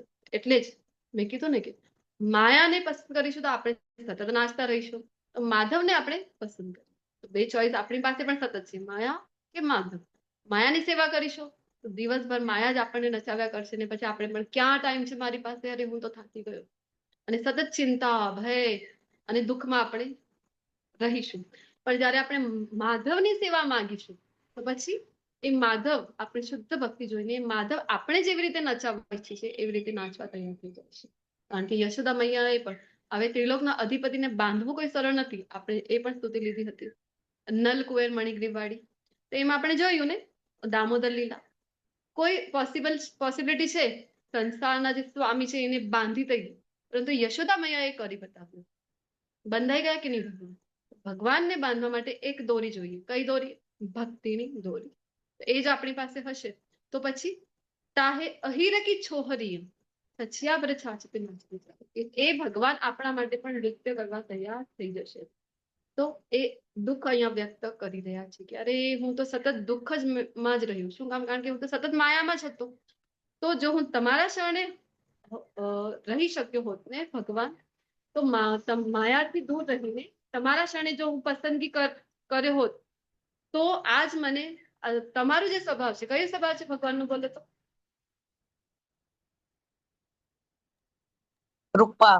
કૃપાલુ. પતિત પાવન. બ્રહ્માજી શું કહે છે? ઈશ્વર પરમ કૃષ્ણ પરમ કૃષ્ણ સચ્ચિદાનંદ સચ્ચિદાનંદ વિગ્રહ આદિરાદિર ગોવિંદા ગોવિંદાય કારણમ. નમો નમઃ. હા, સચ્ચિદાનંદ. તો ભગવાનનો સ્વભાવ છે સચ્ચિદ અને આનંદ. અને આપણે બધાને પણ ખૂબ ગમે છે ખુશ રહેવું. ખુશ રહેવા માટે સતત પ્રયત્ન. દુઃખી થવા માટે કોઈ પ્રયત્ન કરતું નથી. સતત પ્રયત્ન છે. જે મૂવી પણ જોઈએ તો અરે મને મજા આવે, ખુશ રહું, એટલા માટે આપણે સતત કરીએ છીએ, પરંતુ ક્યારે રહી શકતા નથી. કારણ કે ભગવાને કીધું છે દુઃખાલયમ છે. તો ક્યારે સુખ મળશે, ક્યારે આનંદની અનુભૂતિ થશે? જ્યારે તમે સચ્ચિદાનંદ સ્વરૂપ જે છે એના શરણે જયારે જશો ને તો જ એ આનંદની અનુભૂતિ તમે પણ કરી શકશો. તો એ જ અહીંયા કહી રહ્યા છે મુચુકંદ મહારાજ. બહુ ઊંડા અભિમાનથી હું પોતાને શરીર સમજતો હતો કે જે ઘડા અથવા દિવાલ જેવું નાશવંત છે. તો આપણે પણ એ જ કરીએ છીએ કે નહીં? આપણે પણ જે કઈ છે આપણી આખી દુનિયા આપણા જ આજુબાજુ ફરી રહી છે કે ના બસ મને, હું, મારું અને મન, આ જ આપણું ચાલતું હોય છે દિવસભર. સેલ્ફ સેન્ટર્ડ લાઈફ છે.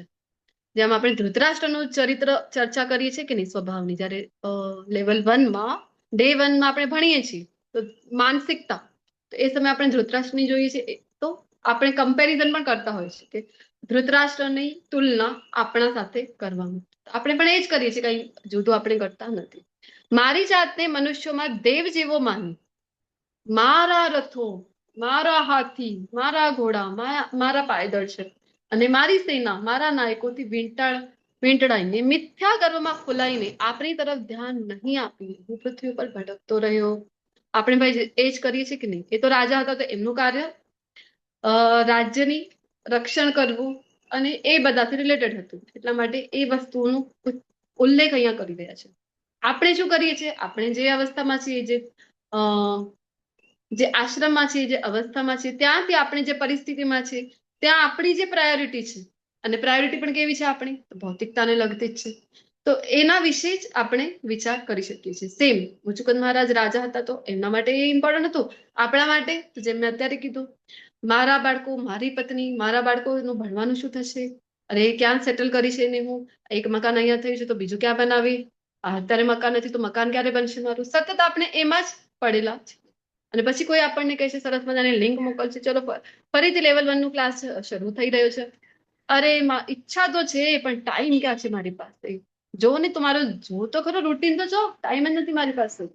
તો આવી રીતે આપણે મિથ્યા ગર્વમાં છીએ આપણે બધા પણ, અને આપણે પણ અહીંયા ફૂલાઈને રહી રહ્યા છે. આપણે કીધું ને, મેં કીધું તેમ આજ મેં ઉપર આસમાન નીચે, તો એવી જ આપણી કન્ડિશન થઈ રહી છે. આપણે અહીંયા ભટકી રહ્યા છીએ પૃથ્વી ઉપર ને સતત ભૌતિક જગતમાં જન્મ, મૃત્યુ, જરા અને વ્યાધિથી. તો આવી જ કન્ડિશન થાય છે. એટલે જ ઇંગ્લિશમાં આપણે બધા જીવને શું કહે છે? કન્ડિશન સોલ. કારણ કે આવી જ કન્ડિશનમાંથી સતત ફર્યા કરીએ છીએ. તો અમુક કરવાની જરૂર છે એવી ચિંતામાં ગ્રસ્ત થયેલો, અતિશય લોભમાં પડેલો અને વિષય ભોગમાં રાચનારો પ્રમાદી મનુષ્ય સહસા આપનો શરણાગત થઈ જાય છે. કેમ કે આપ સદા જાગૃત રહો છો. ઉંદરની સામે ગલોકા ચાટી રહેલા સાપની જેમ તમે પ્રત્યક્ષ મૃત્યુ રૂપે તેની સામે પ્રકટ થાઓ છો. તો ઉદાહરણ અહીંયા આપી રહ્યા છે મુચુકુંદ મહારાજ. ઉંદરનું, ઉંદર છે, ઉંદર ખૂબ કૂદકા મારે છે ને, અહીંયાથી ત્યાં, ત્યાંથી ત્યાં કૂદકા ખૂબ મારે છે, ખૂબ ઉછળકૂદ કરે છે. અને એને ખબર નથી કે એની સામે જયારે સાપ આવીને ઉભો રહી ગયો છે ને હવે એક જ વખતમાં એને ઝાપટીને એના ઉપર પ્રહાર કરી દે છે અને એને ગટકી લે છે. તો સેમ જે હાલત છે આપણી છે. શું કરી રહ્યા છે આપણે? સતત ચિંતામાં છે, લોભમાં છે. ચિંતામાં કોઈ મનુષ્ય જીવી રહ્યો છે ને તો સમજી જવાનું આપણે કે એ ભવિષ્યમાં જીવી રહ્યો છે. ખૂબ દુઃખમાં કોઈ જીવે છે, ખૂબ સ્ટ્રેસમાં જીવે છે, તો ભયમાં જીવે છે ને, ચિંતામાં જીવે છે એ ભૂતકાળમાં જીવી રહ્યો છે, ભયમાં જે જીવી રહ્યો છે એ ભવિષ્યનો ભય છે એને થશે કે નહીં, થશે કે નહીં મારું જે કામ છે એ. અને જે વ્યક્તિ જે સિચ્યુએશન છે અત્યારે જે ચાલી રહ્યું છે એમાં જ જીવે છે કે નહીં, વર્તમાનમાં જીવે છે કે નહીં, કેવી રીતે ખબર કરવાનું? તો જ્યાં છે ને ત્યાં એ 100% રહે છે. ધારો કે અત્યારે હવે ક્લાસ આપણા ચાલી રહ્યા છે, તો જો તમે વર્તમાનમાં છો તો અત્યારે તમે ક્લાસમાં જ રહેશો. તો પછી એવું નહીં કે હવે ક્લાસમાં બેઠા તો છો, આપણે સ્કૂલમાં નહોતા કેતા ટીચર કે ફિઝિકલી પ્રેઝન્ટ અને મેન્ટલી અબસેન્ટ, એવી કન્ડિશન આપણી જો થતી હોય છે. બેઠા તો છીએ ક્લાસ ઓન કરીને ઝૂમ ઉપર, પરંતુ મનથી ક્યાં છે આપણે? મન બહુ ખતરનાક છે. તો મનથી ક્યાં છે? અર્જુનજીએ પણ હાર માની છે એની સામે. મનથી આપણા મનમાં ચાલે ક્યારે આ ક્લાસ પૂરો થાય અને મને તો જવાનું છે, અને મને કેટલું કામ હતું બીજું, એને ફોન કરવાનું હતું, એને મેસેજ કરવાનું હતું, આ બધું ક્યારે થશે મારું? આ ક્લાસ પૂરો થયા એટલી જ વાર છે, બસ પહેલા જઈને આ કામ કરીશ, આ અર્જન્ટ છે મારે. આ બધું આપણે મનમાં સતત વિચાર કરીએ છીએ. જેવું ક્લાસ પૂરો થયું, હવે જે અર્જન્ટ બેસિસ ઉપર અત્યાર સુધી મનમાં ચાલી રહ્યા હતા એક પણ કામ વાસ્તવમાં અર્જન્ટ તો છે જ નહીં, પરંતુ આ બધું જ પછી ઠંડુ પડી જાય છે. કારણ કે મન એવું જ કરે છે. અત્યારે તમે જ્યાં છો ને ત્યાં મન તમને રહેવા દેશે. ક્યારે પોસિબલ છે તમે જ્યાં છો ત્યાં જ રહી શકો? જ્યારે આપણે ભગવાનના શરણમાં છીએ, ભક્તિના શરણમાં છીએ, આપણા જે ગ્રંથો છે, આપણા શાસ્ત્રો છે એના શરણમાં છીએ, ગુરુના શરણમાં છીએ, તો જ પોસિબલ છે કે વર્તમાનમાં આપણે જીવી શકીએ. અધરવાઇઝ મન ક્યારે વર્તમાનમાં જીવા દેતું નથી. કાં તો ભૂતકાળ, કાં તો ભવિષ્ય. કાં તો ભૂતકાળમાં જે બની ગયું છે એના વિશે સતત આપણા મનમાં વિચાર, પશ્ચાતાપ થાય છે, ચિંતા થતી હોય છે, અને ભવિષ્યમાં જે થવાનું છે એનું સતત ભય રહે છે કે અરે આ વસ્તુ થશે કે નહીં, થશે કે નહીં. એવી રીતે તો કેવી રીતે ખબર પડે વ્યક્તિ વર્તમાનમાં છે? તો જ્યાં છે ને એ 100% કરી રહ્યું છે. ધારો કે તમે ક્લાસમાં છો, 100% ક્લાસ જ સાંભળી રહ્યા છો.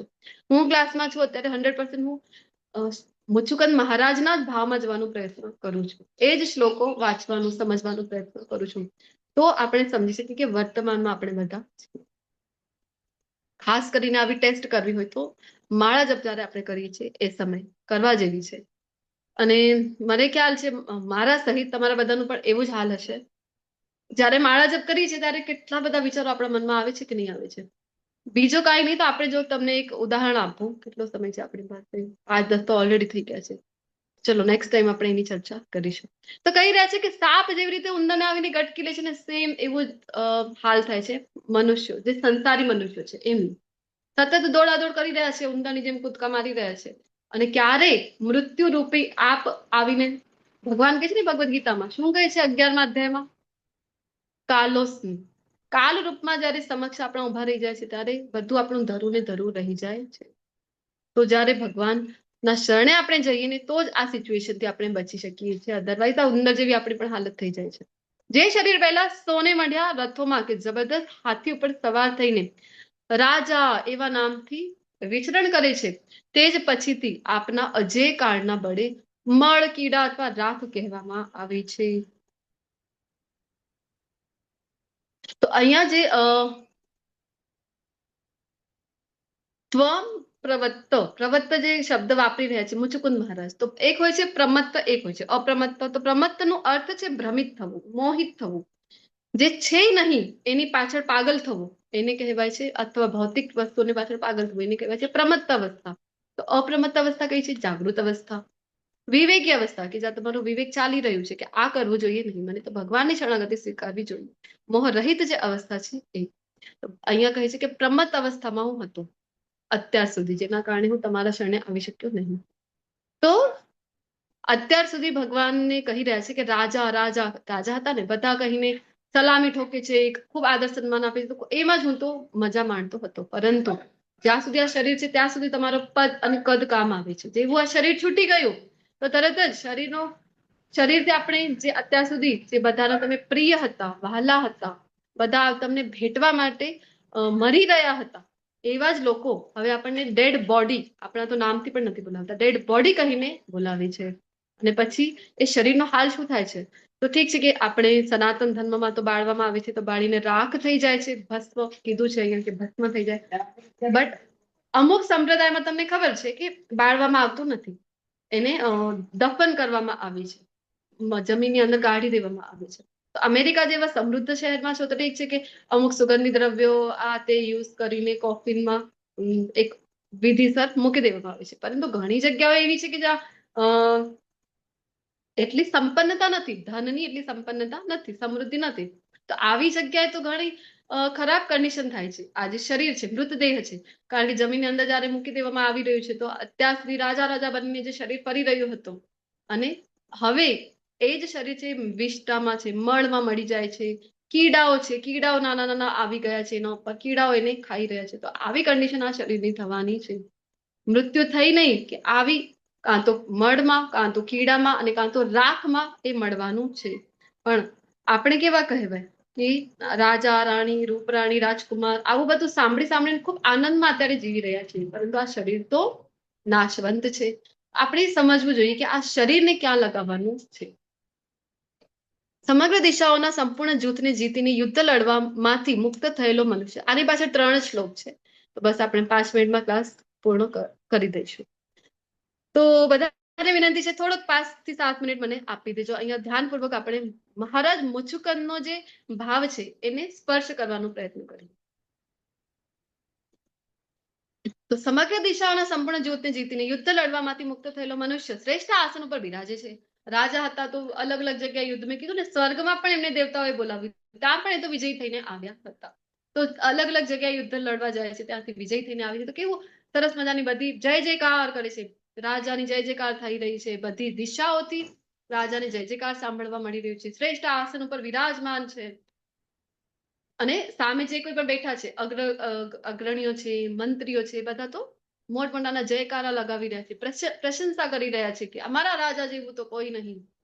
પરંતુ જ્યારે તે સ્ત્રીઓના અંતઃપુરમાં જાતીય સુખ ભોગવવા જાય છે ત્યારે હે પ્રભુ તેને પાળેલા પ્રાણીની જેમ દોરવામાં આવે છે. તો જ્યારે વિષય વસ્તુમાં ફસાઈ જાય છે, વિષય વાસનામાં ફસાઈ જાય છે, કારણ કે જો એટલે જ ભગવદ્ ગીતામાં ભગવાને કોને સાચા સંન્યાસી કીધું છે, તો ભગવાને ત્યાં પણ કીધું હતું કે ભલે તનથી તમે નિયત કર્તવ્ય તો કરવા જ પડે, ખૂબ ક્લિયર ભગવદ્ ગીતાનો સંદેશ છે. પરંતુ ભગવાને શું કીધું છે? તનથી સંસારી રહો અને મનથી સંન્યાસી.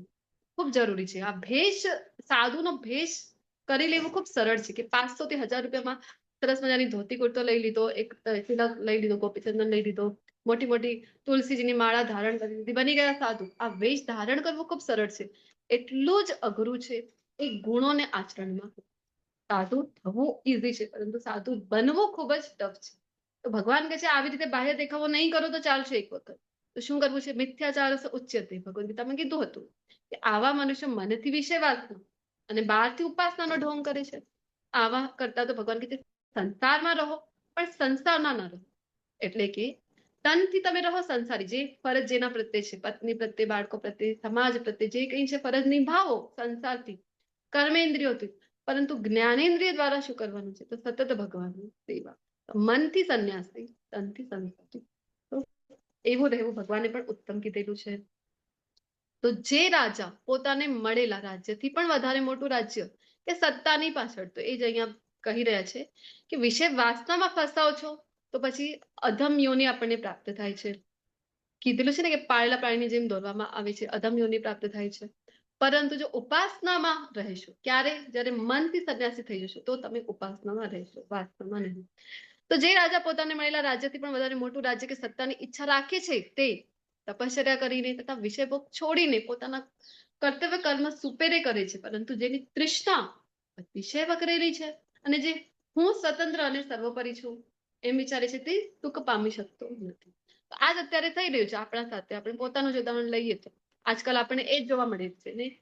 ખૂબ દુઃખની વાત છે કે આપણી જે નેક્સ્ટ જનરેશન છે જે પોતાને જેનઝી કહીને બોલાવી છે કે નહીં, જે આપણી નેક્સ્ટ જનરેશન છે, તો એ generation my life my rules એવું કહે છે ને કે મારી લાઈફ છે, અરે હું ડિસાઈડ કરીશ, તમે મને રૂલ સમજાવવા વાળા કોણ થાવ છો? આવી રીતના જો જીવન જીવે છે શું થાય છે? તો અધમ ગતિ આપણને પ્રાપ્ત થશે. ભગવદ્ ગીતાના 14મા અધ્યાયમાં આપણે ભણીએ છીએ ને કયા ગુણમાં અવસ્થિત છે તો ગતિ કેવી થાય છે. માય લાઈફ માય રૂલ્સ ચાલતું નથી. રૂલ્સ તો એક જ ચાલે છે. કોનો ચાલે છે? તો જે રાજા છે એનું રૂલ ચાલે છે. આપણા બધાના રાજા એટલે કે નાથ જે છે, જગત આખાના નાથ છે, એ તો ભગવાન કૃષ્ણ છે. એ ભગવાને જે રૂલ આપેલા છે એ પ્રમાણે જો જીવન જીવીએ આપણે, તો આપણે પણ સાંભળીએ છે કે નહીં, કાયદે મેં રહોગે તો બોલો શું છે? ફાયદે મેં રહોગે. કાયદે મેં રહોગે. ભૌતિક જગતના પણ કાયદા આપણે ફોલો કરી, જે તે દેશમાં રહો છો કાયદાને ફોલો કરવું જ પડે છે આપણને. તો મનુષ્ય દેહ મળેલું છે અત્યંત દુષ્કર એવું, એ જયારે મળેલું છે તો એના પણ અમુક કાયદા છે. ક્યાં આપેલા છે? વેદોમાં આપેલા છે, શાસ્ત્રોમાં આપેલા છે. કોણ સમજાવી શકે? ગુરુ સમજાવી શકે, આચાર્ય સમજાવી શકે. એ આપણે પણ ફોલો કરવા પડે છે. એવું ચાલતું નથી કે હું સ્વતંત્ર અને સર્વોપરી. તો અધમ યોનિ આપણને પણ પ્રાપ્ત થાય છે. આ શું કામ થઈ રહ્યું છે? કારણ કે વધારે ને વધારે તૃષ્ણા જે છે, અમર્યાદિત તૃષ્ણા. કયા ગુણમાં ભણીએ છીએ બોલો તો? 3 ગુણમાંથી આપણે 14મા અધ્યાયની મેં વાત કરી, 3 ગુણ. કયા ગુણમાં આવે છે અમર્યાદિત તૃષ્ણા? રજગુણ. રજો રજો ગુણમાં છીએ એના કારણે આ થાય છે. વધારે ને વધારે આ મળી ગયું તો પણ પ્રાપ્ત કરવાની વધારે ને વધારે ઈચ્છા છે. ભ્રમણ કરી રહેલા જીવાત્માના સંસારી જીવનનો જ્યારે અંત આવે છે ત્યારે તે આપના ભક્તોનો સંગ પામે છે.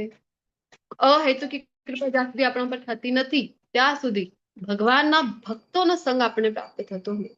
અને ભગવાનના ભક્તોનો સંગ જ્યાં સુધી પ્રાપ્ત થતો નથી ત્યાં સુધી ભક્તિ આપણને પ્રાપ્ત નથી થતી. ગોવિંદ તો આપણાથી ખૂબ જ દૂર થઈ જાય છે. ખૂબ જરૂરી છે.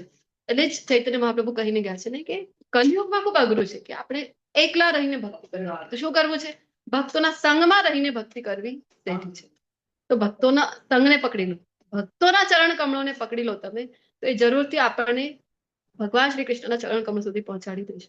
તો જ્યારે મનુષ્ય ભક્તોના સંગમાં રહે છે ત્યારે સંતોની પરમ ગતિરૂપ અને સર્વ સંકલ્પ વિકલ્પ કાર્યકારણના નિયંતા એવા આપની ભક્તિ પ્રાપ્ત કરે છે. એ જ વાત મહારાજ મુક્તિકુંજ પણ અહીંયા કહી રહ્યા છે. શું કહે છે? ભક્તોના સંગમાં આવીશું ને આપણે તો એક ભક્તોનો ઓરા હોય છે. બધા વ્યક્તિઓને એક ઓરા હોય છે ને, એક તમને બધાને ખ્યાલ હશે, સાંભળ્યું છે તમે. તે ભક્તોના સંપર્કમાં જ આવીને તો એમની આજુબાજુ જે ઓરા છે ભગવાનની શુદ્ધ ભક્તિ, એના સંપર્કમાં આપણે આવી જઈએ છીએ ને, એમની કૃપાના સંપર્કમાં આવી છે. એમ કહેવાય છે કે શુદ્ધ ભક્તો, સાધુ સંતો, મહાત્માઓની તો દૃષ્ટિ પણ આપણી ઉપર પડી જાય ને તો પણ આપણો ઉદ્ધાર છે. શું કામ એવું કહેવાય છે? કારણ કે એમનું મન નિર્મળ છે ને, તો એ અહેતુકી કૃપા કરી છે ને એમની અહેતુકી કૃપા દ્વારા આપણને ભગવાનની ભક્તિ પ્રાપ્ત થાય છે. અને ભગવાનની ભક્તિ પ્રાપ્ત થાય છે તો ભગવાનની પણ પ્રાપ્તિ થાય છે. ભગવાનના ચરણ કમળની પ્રાપ્તિ આપણને કરાવી દે એવી શક્તિ શુદ્ધ ભક્તિમાં છે. તો શુદ્ધ ભક્તિ ક્યાં છે? ભક્તો પાસે.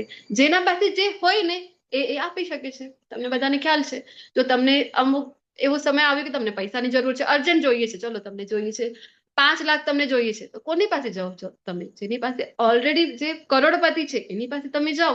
કરોડપતિ છે તો 5 લાખ તો ખૂબ ઇઝીલી આપી દેશે. જેની પાસે ધન છે એની જ પાસે ધનની અપેક્ષા કરવા માટે જાઓ છો કે નહીં? સેમ વે તમને જોઈએ છે કૃષ્ણ, તો કૃષ્ણ કેવી રીતે મળે છે? અનન્ય ભક્તિ દ્વારા મળે છે. હવે ભક્તિ ક્યાંથી મળશે? જેની પાસે એ છે એ જ એ આપી શકે છે. કોની પાસે છે? તો પછી શુદ્ધ ભક્તો પાસે, વૈષ્ણવ પાસે, સંત મહાત્માઓ પાસે એ શુદ્ધ ભક્તિ છે. ગુરુ પાસે, આચાર્ય પાસે, એમની પાસે ભક્તિ છે. એમના સંપર્કમાં આવીશું તો એ આપણને એમની પાસે જે છે એ આપણને આપશે અને તો આપણને કૃષ્ણ પ્રાપ્ત થઈ જશે.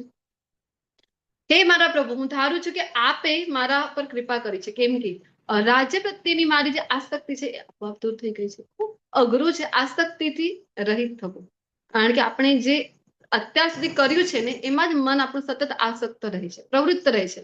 એટલા માટે જ તો કીધું છે ભગવદ ગીતામાં પણ ભક્તિની શરૂઆત ક્યારે કરવી જોઈએ? બોલો તો 60 વર્ષમાં કે 65 વર્ષમાં? ક્યારે કરવી જોઈએ? બાલ્યાવસ્થામાં. માતાજી બાલ્યાવસ્થાથી જ. બાલ્યાવસ્થામાં. પ્રહલાદ ધ્રુવ મહારાજ મહારાજ. ધ્રુવ મહારાજ અને પ્રહલાદ મહારાજ. જ્યારથી સમજણ થાય ત્યારથી. ધ્રુવ મહારાજ 5 વર્ષમાં કર્યું. પ્રહલાદ મહારાજ 5 ક્યારથી વર્ષ. કર્યું? ગર્ભમાંથી. ગર્ભમાંથી. ગર્ભથી જ કરી હતી. તો આપણને પણ ભગવાને જેમ ભગવદ ગીતામાં કીધું જેટલા વહેલા થઈ શકે ભગવાને કીધું હતું ને કે ચોથા અધ્યાયમાં આઈ થિંક આપણે ભણ્યું છે, ચોથા કે 5માં, કે ભક્તિના માર્ગ ઉપર આપણે પણ પોતાને લગાવીએ. તો ભગવાનની કૃપા જ્યાં સુધી નથી થતી ત્યાં સુધી જ આ આસક્તિ દૂર થતી નથી. એકાંત જીવન વ્યતીત કરવા, વનમાં નિવાસ કરવાની ઈચ્છા રાખતા પુણ્યશાળી ચક્રવર્તી રાજાઓ આવી મુક્તિ માટે પ્રાર્થના કરે છે. બધું છોડીને જતા તો રહે છે, પરંતુ આ આસક્તિથી રહિત થવું ખૂબ અઘરું છે. ઉદાહરણ ફટાફટ આપી દો મને, બોલો. બધું છોડીને જતા રહ્યા વનમાં, પણ આસક્તિ હાથી ગયું પણ પૂંછડું રહી ગયું. એવી રીતે આસક્તિ સામ્રાજ્ય આખું મોટું છૂટી જાય છે, પરંતુ નાની નાની વસ્તુમાં પણ આસક્તિ. ભરત મહારાજ. ભરત મહારાજ કોની અંદર આસક્તિ થઈ ગઈ પછી?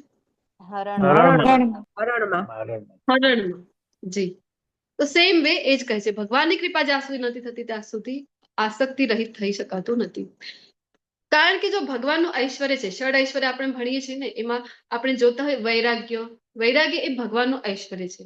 અને આપણે જોઈએ ને ભક્તિ, જ્ઞાન અને વૈરાગ્ય. જ્ઞાન, વૈરાગ્ય ભક્તિ દેવીના પુત્રો છે. તો ભક્તિ જેમ જેમ કરીશું આપણે, ભગવત કથા દ્વારા આપણે ભાગવતના મહાત્મ્યમાં પણ આવે છે કે જયારે ભાગવતમની કથા થઈ તો ભક્તિ દેવી નાચતા નાચતા ગઈ. શું કામ? કારણ કે એમના જે જીર્ણ થયેલા, વૃદ્ધ થયેલા બાળકો હતા જ્ઞાન વૈરાગ્ય, એ પણ યુવાન થઈ ગયા. જ્ઞાન અને વૈરાગ્યને આપણે પણ ક્યારે પ્રાપ્ત કરી શકીશું? જ્યારે આપણા અંદરની ભક્તિ વધશે. ક્યારે વધશે? ભાગવતમના શરણે જઈશું તો ત્યારે આ ભક્તિ છે એ આપણી અંદર ફલી પોષિત થશે અને આ જ્ઞાન અને વૈરાગ્ય પણ આપોઆપ છે એ જાગૃત. વૈરાગ્ય જ્યાં સુધી નહીં આવે ત્યાં સુધી અનાસક્તિ થશે નહીં. આપના ચરણ કમળની સેવા સિવાય બીજું કોઈ વરદાન હું ઈચ્છતો નથી. આ છે શુદ્ધ ભક્તિ.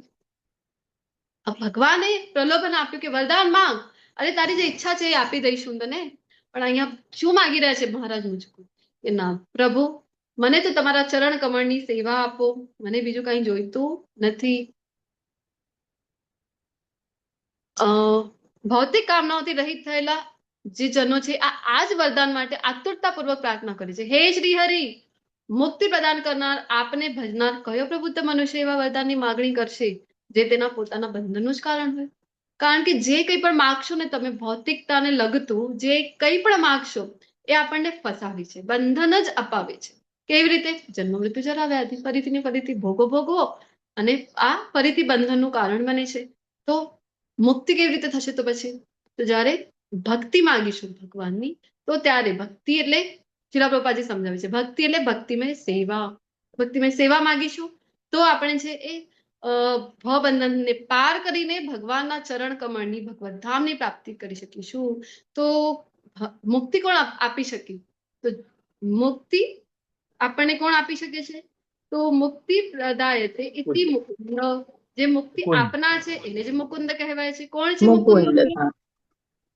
કૃષ્ણ ભગવાન. ભગવાન કૃષ્ણ. ભગવાન શ્રી કૃષ્ણનું એક નામ છે ને મુકુંદ. અનેકો નામ છે, એમાંથી એક નામ છે મુકુંદ. તો એ જ આપણને મુક્તિ આપી શકે છે.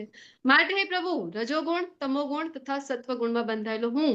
આની પાછળ એક જ શ્લોક છે, હવે કન્ફર્મ છે, એક જ શ્લોક છે આની પાછળ. તો બંધાયેલો હું સર્વ દુનિયાવી મનોકામનાઓ તજીને આશ્રય પામવા પૂર્ણ પુરુષોત્તમ પરમેશ્વર એવા આપના સમીપે આવ્યો છું. આપ દુનિયાવી સંજ્ઞાઓથી રહિત છો. હકીકતમાં આપ સર્વોપરી પરમ બ્રહ્મ છો. વિશુદ્ધ જ્ઞાનમય છો અને ભૌતિક ગુણોથી પર છો. અહીંયા ભગવાનની સ્તુતિ કરી રહ્યા છે. ભગવાન કેવા છે? તો કહી રહ્યા છે ગુણાતીત છે. આપણે જોઈએ છે ભગવદ ગીતામાં ભગવાન ગુણાતીત પણ છે અને ગુણાધીશ પણ છે. ગુણોના જે સ્વામી છે એવા પણ છે. પરમ બ્રહ્મ છો એવી જ સ્તુતિ અર્જુનજી પણ દશમ અધ્યાય શ્રીમદ ભગવદ ગીતામાં કરે છે કે નહીં? પરમ બ્રહ્મ પરમ ધામ કરે છે કે નહીં સ્તુતિ? તો અહીંયા એ જ મુચુકુંદ મહારાજ પણ કરી રહ્યા છે. વિશુદ્ધ જ્ઞાનમય છો. તો અર્જુનજી પણ જયારે 8મા અધ્યાયમાં પૂછે છે જ્ઞાન શું છે, જ્ઞેય શું છે, ત્યારે પણ ભગવાન કહે છે ને જ્ઞાન અને જ્ઞેય. જ્ઞેય એટલે જાણવા યોગ્ય. તો જાણવા યોગ્ય કોણ છે? તો જે પરમાત્મા સ્વરૂપે વિરાજમાન ભગવાન જે છે, ભગવાન કહે છે એ જ જ્ઞેય છે. તો ભગવાનને જાણવું આ જ જ્ઞાન છે અને એ જાણવા યોગ્ય કોણ છે? એ પણ ભગવાન જ છે. અને એ જ અહીંયા પ્રાર્થનાઓ છે એ કરી રહ્યા છે. અને ખૂબ આનંદ વ્યક્ત કરે છે કે ભગવાનના સમીપ પોતે આવ્યા છે, ભગવાનના દર્શન એમને થઈ રહ્યા છે, એટલા માટે ખૂબ આનંદમાં પણ છે. તો આ જગતમાં હું લાસ્ટ શ્લોક છે આ સ્તુતિનો. આ જગતમાં હું ઘણા લાંબા સમયથી સંકટોથી સંતાપ પામી રહ્યો છું. તો એને આપણે ગાઈ લઈશું. ચિરમિહ વૃજીનાર્તસ્તપ્યમાનો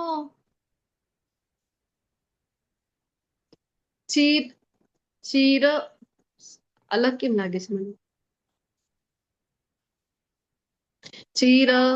ચિરમિહ વૃજીનાર્તસ્તપ્યમાનો અનુતાપેર અવિતૃષડ મિત્રો અલબ્ધ શાંતિ કથંચિત શરણ સમુપેતસ્તપા તવ પદાબ્જમ પરાત્મન અભયમૃતમ શોકમ પાહિ મામનમ મિશ. તો કહી રહ્યા છે કે આ જગતમાં હું ઘણા લાંબા સમયથી સંકટોથી સંતાપ પામી રહ્યો છું અને શોકથી તપી રહ્યો છું. મારા 6 શત્રુઓ કદી તૃપ્ત થતા નથી અને મને શાંતિ મળતી નથી. માટે હે શરણ આપનાર, હે મહાત્મા, કૃપા કરી મારી રક્ષા કરો. હે પ્રભુ, આપત્તિઓની વચ્ચે હું સદભાગ્ય આપના સત્ય અને તેથી નિર્ભય તથા શોક રહિત કરનારા ચરણ કમળમાં શરણે આવ્યો છું. તો ભગવાનના ભક્તોનો એક જ હોય છે ઈચ્છા કે ભગવાનના ચરણ કમળની સેવા એમને મળે, ભગવાનનો ચરણ એ ગ્રહણ કરે છે. અને આ જે ભૌતિક જગત છે, ભૌતિક જગતમાં આપણે જયારે જયારે ભૌતિકતામાં ફસાયેલા છે, જયારે જયારે સંસારમાં ફસાયેલા છે, ત્યારે ત્યારે આપણને દુઃખ જ અનુભવ થાય છે. અને સ્ટાર્ટિંગ જ કરી હતી જયારે મુચુકુંદ મહારાજે સ્તુતિઓની, ત્યારે કીધું જ હતું ને કે આપણને આ મુશ્કેલથી આ માનવ દેહ મળ્યું છે. અને નર નારી વિશે કીધું હતું કે સ્ત્રી પુરુષ છે એ શું કરી રહ્યા છે? ભૌતિકતામાં ફસાઈ રહ્યા છે. એમને ખબર જ નથી કે શું માગવા જેવું છે. અને સેમ વે અહીંયા કહી રહ્યા છે કે હું પણ અનેક સમયથી હું સંતાપ પામું છું. શું કામ? કારણ કે એ પોતાના માટે પણ કહી રહ્યા છે કે પોતે પણ અત્યાર સુધી ભૌતિકતામાં હતા એટલા માટે. અને આપણે પણ જોઈએ છીએ કે આ માનવ દેહ ખૂબ સહેલાઈથી આપણને મળતું નથી. શું કહે છે તુલસીદાસજી? બોલો તો. બડે ભાગ માનુષ તન પાવા સુર દુર્લભ સદ ગ્રંથ નિગાવા. માનવ દેહ ખૂબ ઇઝીલી મળતું નથી. બડે ભાગ્ય મનુષ્ય તન પાવા. તો માનવ દેહ મળ્યું છે આ તો ખૂબ મોટા ભાગ્યની વાત છે. તુલસીદાસજી પણ કહી રહ્યા છે રામચરિતમાનસમાં. તો સુર દુર્લભ સદ ગ્રંથની ગાવા. તો જે દેવતાઓ, સુર એટલે દેવતાઓને પણ જે દુર્લભ છે એ જયારે આપણને મળ્યું છે તો દેવતા પણ લલાય છે કે માનવ તન મળે. શું કામ? કારણ કે કલિયુગમાં માનવ દેહ મળવું અને ખૂબ દુષ્કર છે. શું કામ? કારણ કે ઓછો સમય છે, આયુષ્ય ઓછો છે કલિયુગમાં, અને એ ઓછા આયુષ્યમાં માત્ર નામ જપ કરીને ભગવત પ્રાપ્તિ કરી શકાય છે. એટલા માટે દેવતા પણ લલાયત હોય છે કે અમને પણ કલિયુગમાં માનવ દેહ મળે, જે આપણને ઓલરેડી મળી ચૂક્યું છે. તો એ ભગવાનની આપણા ઉપર મોટું અનુગ્રહ, અનુકંપા કહેવાય કે નહીં, એ આપણને મળ્યું છે. તો આપણે શું કરવું જોઈએ? એને ભગવાનની શરણમાં લગાવવું જોઈએ, જેમ મહારાજ મુચુકુંદ અહીંયા લગાવી રહ્યા છે. ભગવાનની પ્રાર્થના કરી રહ્યા છે કે મારા મનને, અને હું પોતાને હવે તમારા શરણે હું આવ્યો છું. ને ભગવાને જયારે પ્રલોભન આપ્યું તો પણ એમને કાંઈ માંગ્યું નહીં, ભગવાનની સેવા જ એમને માંગી છે. તો આ જ ભાવ આપણા અંદર પણ પ્રકટ થાય એવી હું પ્રાર્થના કરું છું.